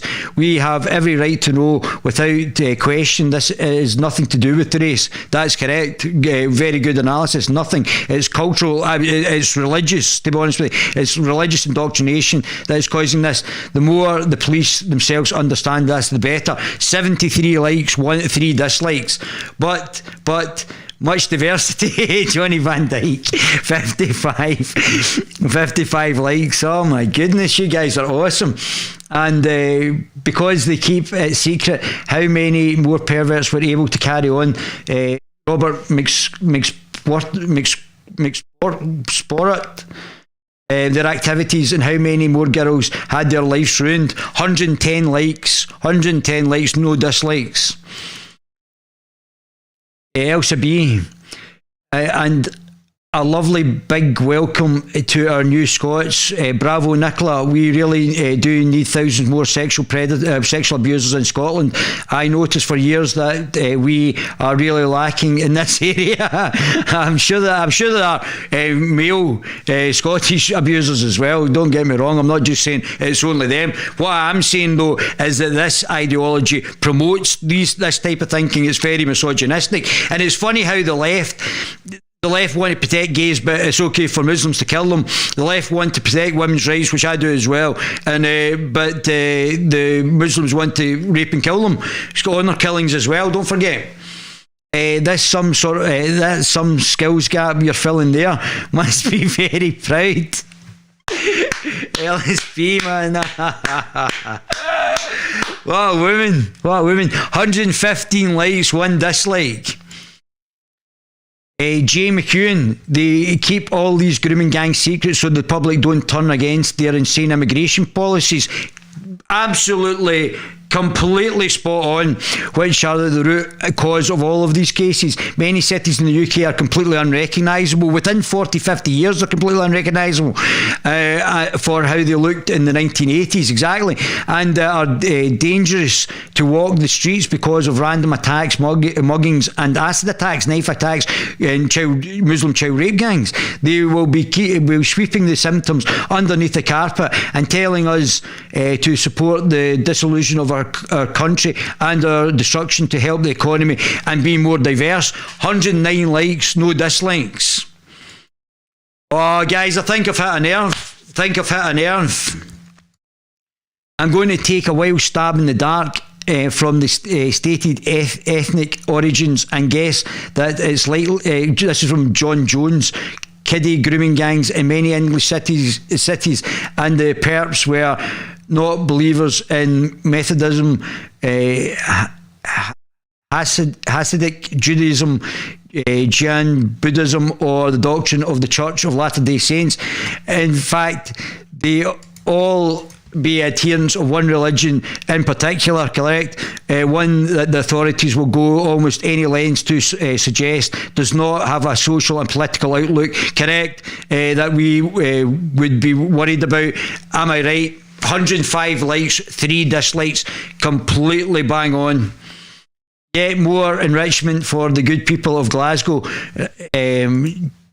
Child men welcome, and this is, I think, why Sarwar's not growing the Labour Party. In fact, the Labour Party's down about 14% now, so it's now collapsed because people, I might have woken them up. It's now plastered in every paper all over the place. I may have woken them up. Oops, I mean the hard leftist stench gun. Refugees welcome signs are nowhere to be seen. This is happening across the whole of the UK. The cancer of PCism and Corbynista lovies are throwing our children on the altar of social cohesion. And that only lasts so long. 84 likes. In Scotland's case, we can thank Sam and Sturgeon for asking for as many people as possible to be sent here. Glasgow has most of them, and people are angry because they're getting houses, and locals stay at the back of the queue. And I can testify to that. I went in after coming back from Dubai to South Lanarkshire. Now, I'm from South Lanarkshire. I was schooled in South Lanarkshire, and I was educated in South Lanarkshire. My family had moved out to other parts of the UK, and I was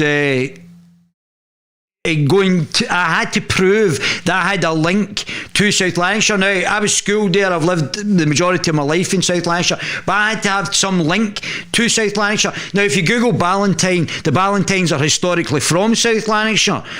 And we've been there for definitely before the Battle of Bannockburn. I mean, the Ballantynes are on the whiskey bottles. Now, I've got to prove under wee Nicola Sturgeon, that I actually come from South Lanarkshire. That time, now, I know a lot of black. I'm certainly not a racist, because I'm very friendly with a lot of black God damn it, stop saying black. African Scottish people who were born here, who have got a Scottish accent. I'm in a very friendly terms with them, and have been for years and years. I've grown up liking them, and they've all been absolutely great. And I have had good relationships with them. Obviously, this will probably make them think about me indifferently, but my relationship for me to them hasn't changed. I still love them. And but this day, when I was in getting the form and having to prove that I'm from South Lanarkshire by wee Nippy's legislation, this African fellow with an African accent, not a Scottish African guy with an Scottish African with a Scottish accent. This guy used an African accent. I'm friendly with a lot of Africans, and having dated a Kenyan as well, I'm friendly with a lot of Africans with different African accents. I can sometimes even tell where they're from in Africa by looking at them and by their accent as well. This guy was given a form, and I don't know if he'd paid any contributions to housing or whatever else they had to pay. But it would definitely, if he's not having to prove where he's from, why am I having to prove that I'm from South Lanarkshire? And unless I've got a biological link with that, like your mother or your sister or somebody, that I'm not then from South Lanarkshire, or I won't get housed in South Lanarkshire. Oh, come on. In Scotland, this is P. Hugh's case. We can thank Salmon and Sturgeon for asking for as many as possible to be sent here. Glasgow has most of them. Well, both Sturgeon and Salmon are just globalist shills as well, like Sarwar, like Rennie, like Gross. The five parties that the media have got as a leadership debate, by extracting anybody else, we don't get other points of view. So people who are not politically invested don't get to understand various different political ideologies. So they think that politics are all the same. That's because it virtually is. The Lib Lab Con Party are authoritarian globalists, so they are pretty much all the same. The SNP and the Alba Party, both of them are globalist parties as well. And the Greens are just absolutely batshit crazy. They're like the village idiots that have actually now all gone to a conference and started voting for themselves. They're the watermelons. I'm very chuffed that Carol did a thing on me as well. That's absolutely fantastic. Glasgow has most of them are angry because they get houses and locals stay at the back of the queue. The majority speak poor English, and I don't know if the majority speak poor English. I know a lot of people from all over the world who speak probably sometimes better English than me, especially with my problem. But I think this is there will be people who don't. The majority speak poor English. Most never work. They'll find it difficult, the first generation, to interact.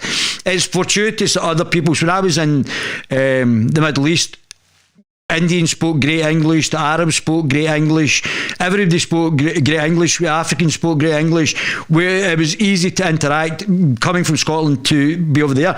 If they've came with no English, or not English is not the first language, then they're going to have problems getting jobs and doing everything else. That's going to be an issue. The majority, as long as there is unemployment, we don't need them. Well, I would suggest that we've got poor. This hasn't been done. This has already been done. They'll set out by the globalists. The Conservative Party have already signed us up to the Barcelona. You can check out on the internet. Barcelona process, the Union of the Mediterranean. So we're still on the globalist agenda, and the UN Compact on Refugees in Marrakesh. They've signed us up, even though there was 100,000 objections or wanting a debate in Parliament. May forced that through because she's just a globalist shill as well. As long as there is unemployment, we don't need them. East of Glasgow is awash with asylum seekers, African asylum seekers, male and female, as a child every year. So that's 12 likes there. That's tried twice to comment on the SNP's announcement today that they want to allow more immigrants to Scotland, but both have been blocked by the Sun. Oh, that's from Russell Murphy. Had twice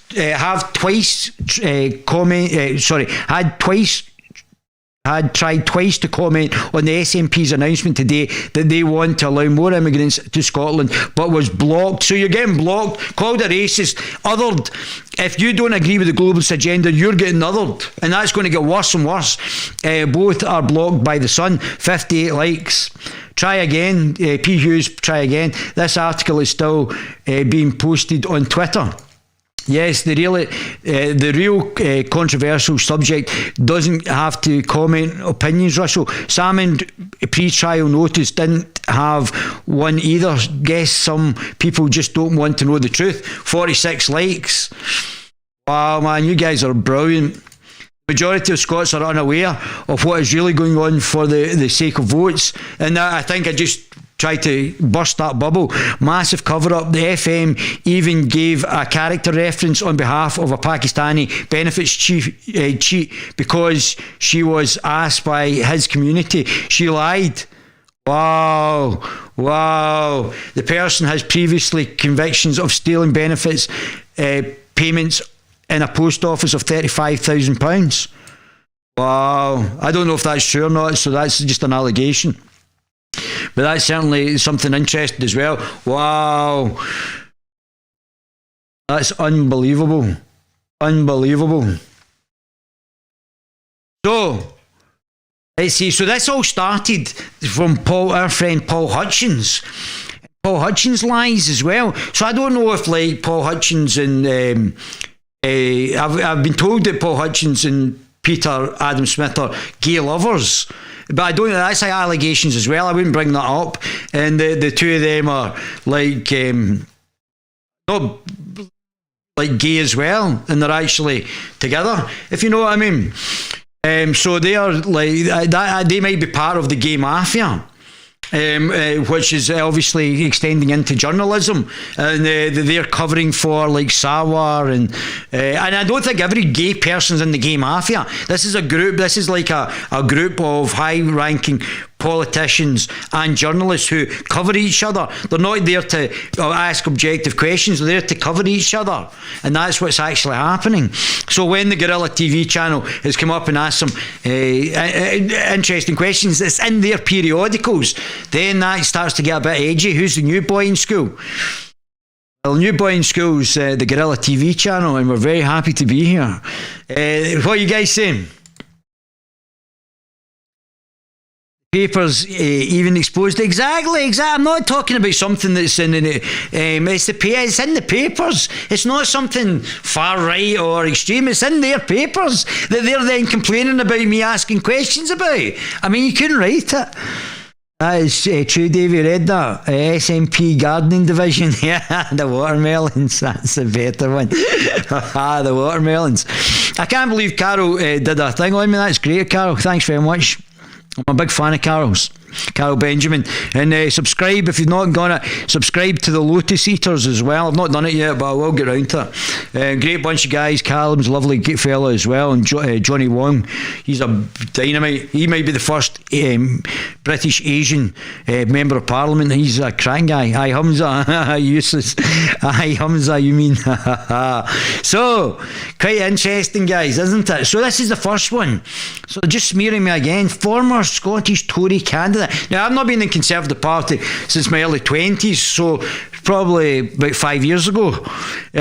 So that's I've not been connected with the Conservative Party since I was in my early 20s, where I stood my chairman. I soon realised and grew out of that as well, especially when they changed the voting system to prevent me from becoming chairman for the Scottish Young Conservatives, which I would have won, but I lost by 4 votes after the senior central office changing the voting system. So I think somebody in the Conservative Party said some derogatory about me, but I've known what the Tories were all about for years. 19th of February 2017, former Scottish Tory candidate drops plans for expose on film that sank David Irvine. There was no expose, just more lies. They can literally lie about me and write it up, write anything. David Ballantyne wrestled a shark. David Ballantyne, they could just make up. I hadn't read anything about David Irvine. I knew who he was roughly, and I knew what he had said, but I don't know anything about David Irvine. I don't know. I knew the event was on about David Irvine, but I didn't know. But I think Paul Hutchins was there, who's another simp for the Gimps as well. He's a Daily Record producer, and he's a simp for the Gimps as well. So he simps for the Labour Party. So he doesn't want to ask them any awkward questions. He was on the Twitter today. What was it I was saying today? Oh, the SM. He was saying about the.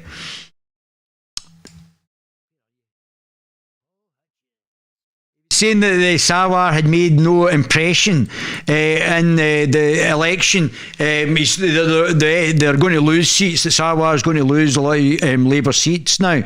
Obviously not answering my questions. Patrick Harvey says environmentalists owe a debt to Prince Philip. All right. Unite the clans, what does that mean? Alba Party elected ad with Robert Bruce actor. Angus McFadden, I spoke to Angus as well. Angus McFadden's a nice fella. Alba Party elect ad with Robert the Bruce actor branded embarrassing. I think the only thing that's embarrassing is Anas Sarwar. I think Anas Sarwar's embarrassing. Oh, there he is there. 5 reasons why Scottish Labour is not breaking through in the polls. In fact, it's going back. Let's have a wee look at this, guys. Oh, fantastic. Let's have a wee look at this. So this is the Daily Record is the simps for the Gimps. Oh, fantastic. Let's have a wee look at this. I've been looking forward to this. Scottish election. Oh, there's wee Polly there. It's a handsome man, this man. Handsome man's young Paul Hutchins. We'll get back to this. So, Scottish election 2021. 5 reasons Scottish Labour leader Anas Sarwar is not breaking through in the polls. Anas Sarwar has had a good start to the election campaign but faces big challenges if he wins more seats for Labour in May. He's not going to do that. And they're now sitting about 14%. They're totally crashed in the polls. Nobody's voting for Labour anymore. They could actually disappear as a party, or just a party in name only in Scotland. Probably only your granny that's going to vote for them. I've always voted Labour, but grand they're shit. I don't care. Oh dear. Scottish Labour 2021. 5 reasons Scottish Labour leader Anas Sarwar is not breaking through in the polls. He's not breaking through, he's going backwards. Anas Sarwar has had a good start to the election campaign but faces big challenges if he's to win more seats for Labour in May. Money on it, he's going to lose seats. Bank to rights, he's going to lose seats. 100%. Anas Sarwar has had a good start to the election campaign. So this is in the Daily Record by Torkel Crichton. I hope I pronounced that right. Torkel. I'll come back to this in a minute. A wee Polly. Anas Sarwar made an impressive start as Scottish Labour leader and was... No, he didn't. and was scored the highest in the leadership debate of the Holyrood election campaign. Because I'm not asking him any questions. Success for Sarwar in less than a month's time would be success for Sarwar in less than a month's time would be for Labour to become the largest opposition party in the Parliament. Not only are they not going to become the largest opposition party, Sarwar is going to lose the Labour Party seats. You don't always get my predictions right when it comes to politics. Well, 90% of the time I get it right. Sarwar is going to lose the Labour Party seats, and he's been an absolute farce. But a series of polls have the party stubbornly in third place behind the Scottish Libertarian Party. The party has a moderate leader. A slick campaign and messaging focused on what appeared to be right priorities from voters recovering from COVID and improvements in public services. Yet Labour still has to see that translate into poll breakthrough. It's going down in the polls. He's now at 14%. Nobody's voting for him. Everybody's switching to somebody else, the Scottish Libertarian Party, UK Reform Party, with 24 days to turn things around, and with the runaway approach fast, can Sarwar land Labour ahead of the Tories? No. And what is holding them back? No, he's not going to do that. No, the party's collapsing. The Labour Party is finished as a political entity. There's going to the next Labour Party conference is going to be two guys in a phone box, Sarwar and probably Paul Hutchins and Adam Smith. It's going to be the three of them. That's going to be the conference. Oh, sorry, Mr. Sarwar. We thought we could help you out by criticising that horrible David Ballantyne, that racist bully. Vote Dank, both votes, vote Dank. My friends and family and kith and kin up in Motherwell and Wishaw. Vote Dank, 2 votes, vote Dank on the regional list, on the constituency list and on the regional list. Vote Dank. Oh, yes. Oh, fantastic. So, let's have a look at this. What else have we got? I closed that. Damn, I didn't mean to do that. Is it? Oh, here it is. Yeah, well, let's go back to this. There's wee Paul there. Handsome man he is. Handsome man.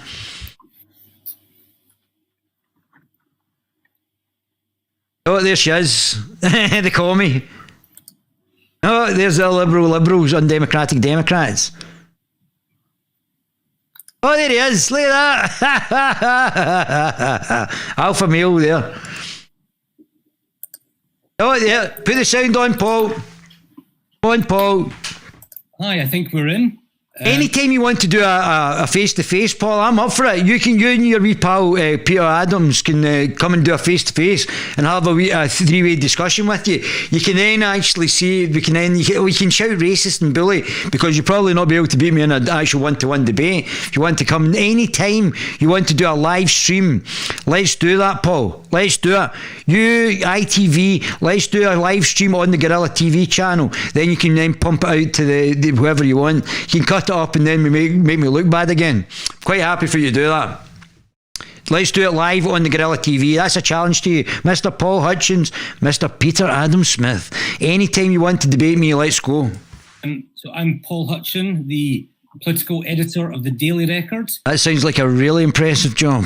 This is our first Daily Record live stream, where we'll be going really well so far. It's going great. Doing a great job there. Analysing the Holyrood Leaders debate that's just taken place. Which was better than a sleeping pill. On the BBC with 5 party leaders. I should probably introduce the fellow panellists or guests. Fantastic. What a great bunch. The chap with the beard down at the bottom, that is Chris McCall.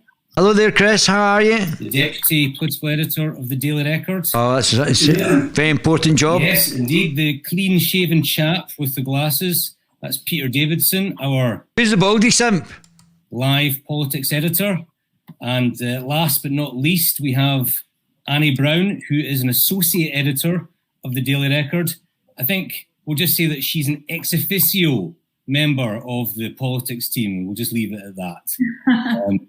So do you just make stuff up? Do you just go about making stuff up? Is that what you guys do there? Oh, just write it down. Is it true? Oh, truth is objective. Just write it down. David Ballantyne at the Peter Irvine event that you were at, Mister. Why were you a simp for the Labour Party at a David Irvine event, who was a Holocaust denier? When you've got now a Scottish party run by a Muslim, where Islam is probably more anti-Semitic than Mein Kampf. We just saw the expulsion of the last of the Yemeni Jews out of Yemen just there, and I think they're trying to stay in the UAE so they don't get kicked out of Arabia. So and why so you, and also the Labour Party were done for anti-Semitism, who were under Corbyn, and were getting supported by David Duke in the United States and Nick Griffin of the BNP, David Duke of the Ku Klux Klan, or I think you're a former member of the Ku Klux Klan. So why were you at the David Irvine event, Mr. Hutchins? Just here to chew the I wasn't there. Fat on what we've just seen over the last hour and a bit. Yeah, everybody tuned out. Watch for 5 minutes, everybody tuned out. Just to kick things off, it wasn't as boisterous. Yeah, I think the word you're looking for is boring. It was boring. A debate that I've been used to in Scottish politics. I mean, I wouldn't say it was downbeat, but we didn't really have the same sort of fireworks that we've seen in the past. Is that a fair assessment, Chris? Yeah, I think so. I mean, the lack of a live studio audience definitely played a part in that. You know, live studio debates usually would have cheering and whooping and at times booing, and the other leaders would react to that, especially if there was some booing, they would pounce on the poor person involved. But tonight, instead, we had questions being asked via, like this setup now, you know, streaming audience. And I think the debate format lost something as a result of that. I mean, there were some still lively moments, there were still some big talking points, but was it a debate that will live long in the memory? I'd say probably not. I think the leaders, most of them had their moments, but a few of them will probably be quite happy to forget tonight. And so would the general public. That's why everybody's voting for the Scottish Libertarian Party, voting Dank, and voting for the UK Reform Party if you're a unionist. Look forward to the next debate.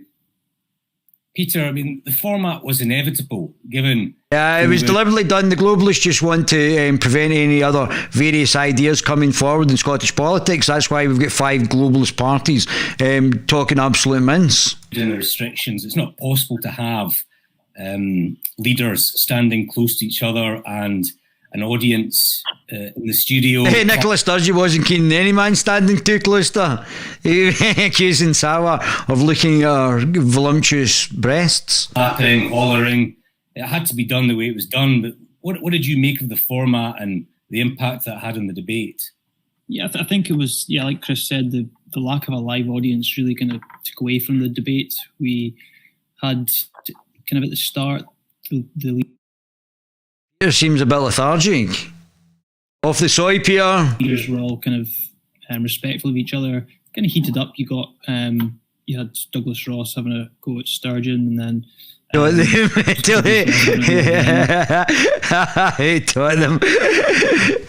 taught them to live stream Joe Biden. Oh dear, I know they've got a wee bit catching up. I think they've been watching the Guerilla TV channel and they've been a bit jealous about our success. Our channel, the Guerilla TV channel, gets more views than Alex Salmond. I think they're moving in, but they're a lively bunch. They're definitely a lively bunch. I think they maybe want to introduce some coffee or something to wake themselves up. Red Bull. It's Sarwar. There were bits throughout, and I think in previous debates, when there was live audience, you would get, like Chris was saying, you would get maybe gasps, like when Sarwar told Ross to grow up. You know? Oh yeah, he's very good at those absolutely inane, pointless talking points, isn't he? Oh, far right. Oh, grow up. Oh, I mean, do you want somebody who can't even answer a question as your political leader? I certainly don't. I answer it straight. Answer it directly. Oh, grow up. Oh, far right. I'm not answering that. Oh, that says more about you than me. Pathetic. Absolutely pathetic. You know, so there would have been parts, but I think looking back, it worked well in kind of a COVID setup, but there was, I think, like Chris was saying, it won't live long in the memory of this one, definitely. Annie. Well, you'll have a more interesting time if you debate me. Come on, let's do it. Let's go. I'll host you in the Guerilla TV channel. I'll even let you use the clips on whatever you want to do. You can slander me again in your paper, Paul. Come on, let's do it. Let's do a live one-to-one debate. This is boring as. This is like a weekend in Blackpool. This, whatever it is that's going on here, this podcast. Let's do it, Paul. We'll Zoom call. Let's go and have a wee debate together. Why don't we do that? Why don't you be a man and actually come and talk to me? Well, it doesn't have to be face to face on a Zoom call. Let's be a man about things, Paul. I mean, there is a theory that election debates, even in normal times, don't really have a massive impact on the final results. You know, some people would say they only tend to be watched by people who are interested in politics anyway and who've perhaps made up their minds. I mean, you watched it in the same way that we did. Do you think this will have any sort of bearing at all on how people cast their ballots? I thought it was really wooden. It reminded me of amateur dramatics at the beginning, where really you needed to have a few more rehearsals before it looked really fluid. And I think they kind of came into their own after a wee bit, but it was really... Can you imagine me being there? Oh, it's going to be delicious. Stilted at the beginning. Even the production, the fact that they kept putting up Anna Sarwar's name in front of everyone, it was... You see, they're obviously touting for Sarwar to be elected when he's going down in the polls and the Labour Party are collapsing. It was a bit like, I am Spartacus. I am Spartacus. I am a gimp. That's what it should have said. Anna Sarwar from the Gimp Party. I thought that they were probably all preaching to their own congregations, their own converted, and there was nothing new in it. There was nothing where you thought, oh, actually, yeah. These guys are rubbish. You're all rubbish. Is this why? So what they've done is they've only allowed 5 leaders in, which lowers the standard. So anybody who would be a better candidate, so you might as well go out with these 5 parties, out with them, and try and go for somebody else. I don't think it was fresh. I don't think it was dynamic. I think it was... Yeah, it stayed and boring, just like the political parties. Pretty dull in places. There were moments, and Sarwar, I agree, when he decided to tell Douglas Ross to grow up. Oh, that was really tremendous. That's going to really help Scotland. Sarwar saying grow up. Oh, these wee flipping asides, not being mature enough to actually answer the actual question. Just shouting far right, oh, grow up. It's pathetic. Pathetic. I thought even Sturgeon seemed quite quiet tonight, but probably exhausted, understandably. Willie Rennie, no great imprint there. And I did actually think the one person that I was impressed with that I didn't expect to be was Lorna Slater. I thought she came across as... So we've got the green, absolute batshit crazy neo-Marxist Greens.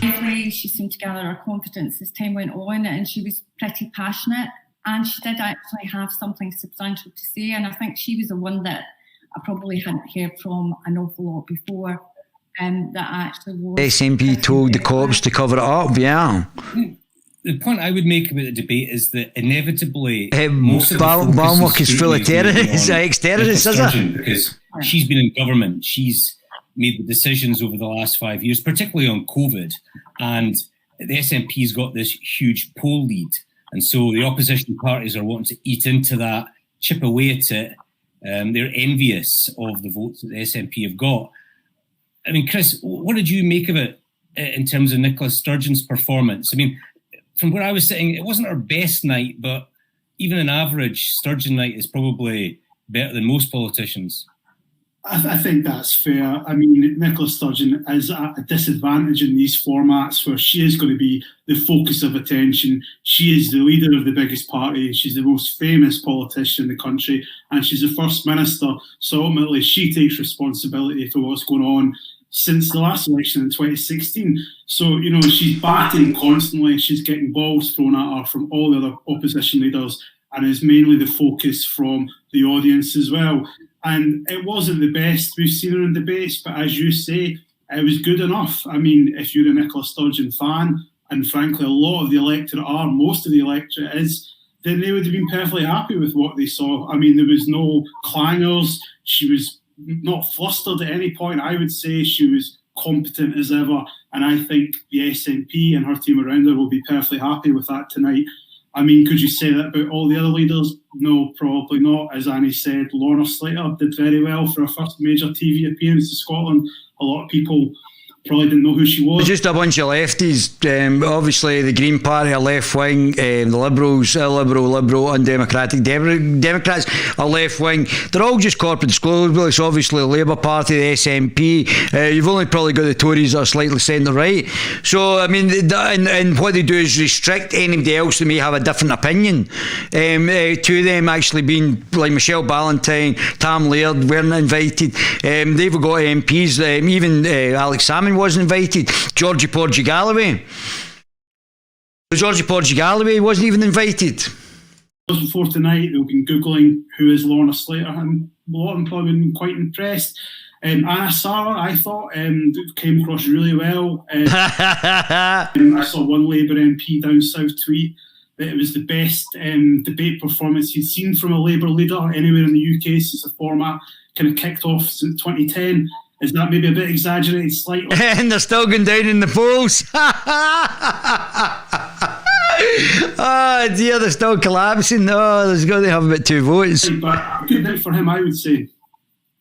Yeah, Peter, just on Douglas Ross, clearly he is the leader of the largest party at Holyrood, even though he's an MP. The beginning of the debate, people maybe not ganging up on Nicola Sturgeon, but she was probably the focus of scrutiny. But then towards the end, people were quite critical of Douglas Ross. I mean, what did you make of that? He seemed to try to shoehorn independence and IndyRef 2 into nearly every question that was asked. Yeah, it was kind of telling that his kind of opening 45 seconds, he went for Sturgeon. You thought, oh, that's it. This is going to be the kind of trend of the night, you know. And he kind of started off in following that. It was kind of quite reserved, but I think something clearly kind of clicked in his head and went, I need to go on the attack here. And you can see that when he went after Sarwar towards the end. And I've had enough of that. It's pretty boring anyway, isn't it? What you guys saying anything to me? What you guys saying? Take your tongue out of Sturgeon's arse. Never known that, Scott. It would be wants to be in power here. Yeah. So let's see. I've got more. I can show you more. I might do another stream on this as well. Where's the one where's that one? So I've actually covered this. If you put on Guerilla TV channel, Paul Hutchins. There it is there. Paul Hutchins, Guerilla TV, Paul Hutchins. I've actually covered Paul Hutchins lying about this as well. That's quite a good stream to watch as well. So, where are we? There's more of it. I could cover more of me being slandered in the papers, but I think I'm going to leave it there. There's Sarwar. Oh, I've got tons. I made the former Brexit Party candidate accosted. I was going to just leave it there, but apparently I've accosted somebody now by asking him questions. Oh dear, that's absolutely dynamite. Oh, there he is there. Hamish, another alpha male there, Cheney reporter. Oh, so this is the Glasgow, my own hometown, getting slandered. Glasgow MSP Anna Sarwar defended after ambush, or ambushed them. Well, it was quite a coincidental meeting. It wasn't something that I had pre-planned, so there wasn't an ambush. It was just a opportune meeting, should I say, by David Ballantyne outside Holyrood. And there is another alpha male there. Anna Sarwar defended after ambush by racist bully, good quotation marks there, in live video outside Holyrood. Anna Sarwar was defended by On Drugs, Fury's TV journalist, Peter Adam Smith, after he was ambushed. Oh, ambushed! I was casually walking about in joggies. That's what I was doing. Former Brexit Party candidate David Ballantyne accosted him, did I? And here's me thinking I was a journalist and just asking him questions. Accosted the Scottish Labour leader ostensibly for a live video interview on his YouTube channel Guerilla TV. Oh, it sounds so sexy. He was accused of delivering racist abuse, in which we've already covered that there was no racist abuse. Oh my goodness, so it's so good. And being a bully by I was being a bully. He was accused of delivering racist abuse, no racist abuse, and being a bully by ITV journalists that maybe have a cocaine problem, Peter A. Smith, who intervened who rudely interrupted and started bullying and calling me a racist as the video was being filmed. Oh my goodness.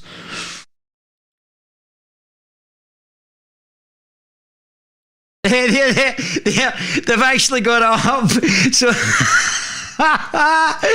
they've got it up on the Evening Times. They've actually got the actual underlying article: police arrest asylum grooming gang, because I put the Sun article up. Oh, that's absolutely superb. Absolutely superb.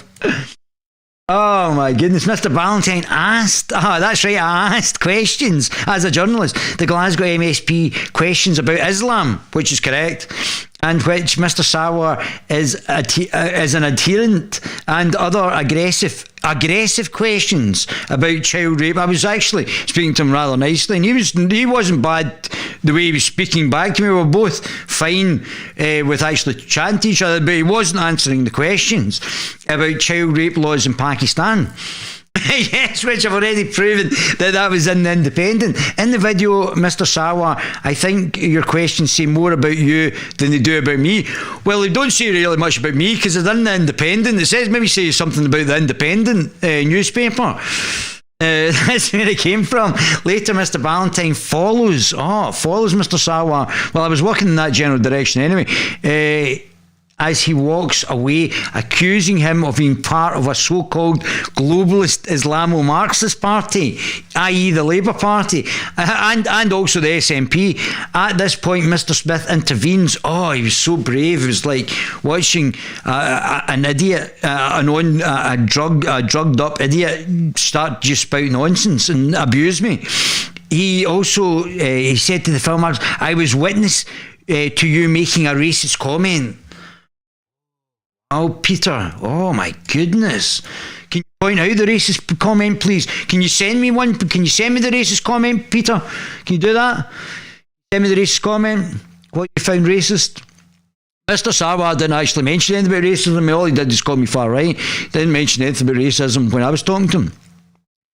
In the tweet posted after the event, Mr. Smith said that was not an interview. Oh, Mr. Smith has now got the defining, quantifiable extent of what he defines as an interview or not. This was a racist abuse. Oh, was it, Peter? What was the racist abuse? From a bully, no, a journalist. From a bully. The only bullying I saw was you interjecting in my interview. Peter, I'm sorry, I couldn't do more. What else would you like to do, Peter? What else we that sounds like a veiled threat, to be honest with you. I understand why John had actually mentioned that. It sounds like a veiled threat. The video was met with widespread condemnation as figures from across the political divide offered their support to Mr. Sarwar. Or did they? Maybe that was the same ones that left me in Dubai for 2 years. Former Scottish Tory leader Ruth Davidson, God, this was awful. Solidarity with Anna Sarwar. Well, Anna Sarwar follows a religion that would throw you off a building, Ruth. So I would just be careful who you're giving your solidarity to. Hey, Anna Sarwar, who handled himself brilliantly, just shows you how little there is between the Lib Lab Con party, that this is effectively one party, not three. And respect to Peter Smith for stepping up. Oh, is that right? Well, don't forget, as I told you, before all of this happened, the way back when I was in my 20s, Ruth Davidson is the Christian Democratic element of the Tory party. She's like the TRG group within the Tory party. That group actually changed the election of the Conservative Party for not allowing me to actually be elected as the chairman for the Scottish Young Conservatives. So her group within the Conservative Party were involved in that. Oh, he handled himself brilliantly, and respect to Peter Smith for stepping in. Oh, aye. Neil Gray called the video was horrendous. Guerilla TV said David Barrington's response accusation he was a racist and a bully were contained within another video clip. Oh, no, right. So he's saying it's not about this. Guerilla TV said Mr. Ballantyne's response to accusations he was a racist and a bully were contained within another video on their channel entitled Discussing Child Protection Rights is Now Racist. In an hour piece, he said, I don't believe Mr. Sarwar is a different race. Well, that proves I don't believe in race-based politics. I don't think I said anything in regards to race in connection with Mr. Sarwar. I have no problem. I work with Pakistani guys. We interact. There was no issues with Pakistani people generally, which is completely correct. So that's that. That's pretty much it. I think that's a good note to leave it on. But Ruth Davidson, you can't trust the Tories either. Well, some of them you can. Some good ones in there, but you have to sift the wheat from the shaft. And I don't know if the average individual who doesn't know that much about politics is able to do that. Anyway, I love my baby gorillas all day long. Love you guys. Thanks for sticking with me. The only thing horrendous was Peter the Plonker's appearance. Peter the Plonker. David versus Shark. Oh, well, let's just do one more thing. I was going to disappear there. Let's just go back. Let's see this. The Sun. Where is that? David Barrington, the Sun. David.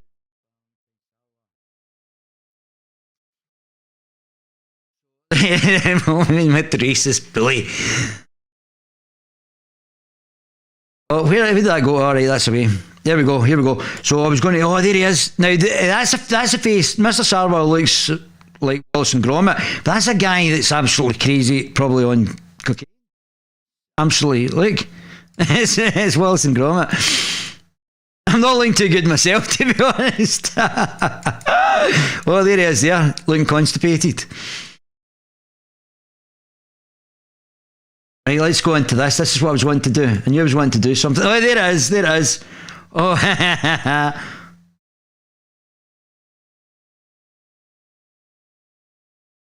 oh yeah, I've been blocked. I've been blocked. I thought you were a politician, so you don't represent me then, do you? Oh, that's interesting.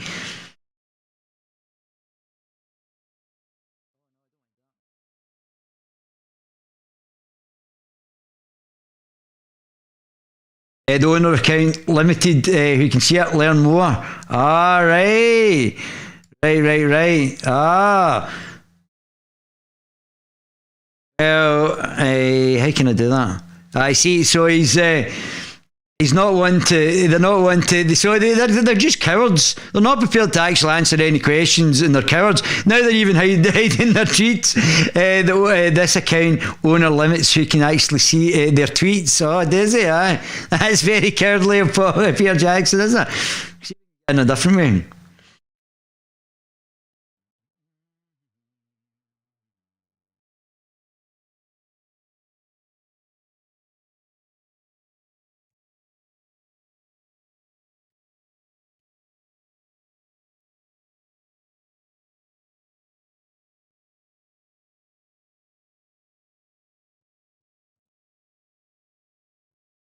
Hello there, Peter. So I think they'll begin.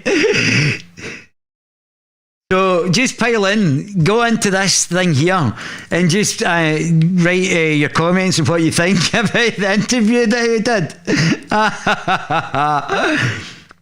Oh man, that's so disappointing. I was working just the other day there.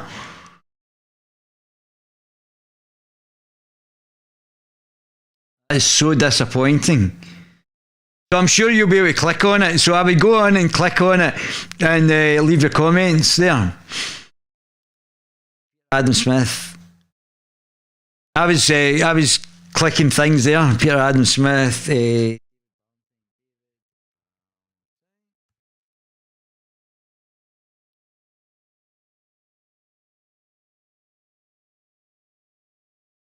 That's the Glasgow Times. Oh, they've hidden it. I'm very disappointed. I was definitely wanting to show you this. Wonder if I could do it this way.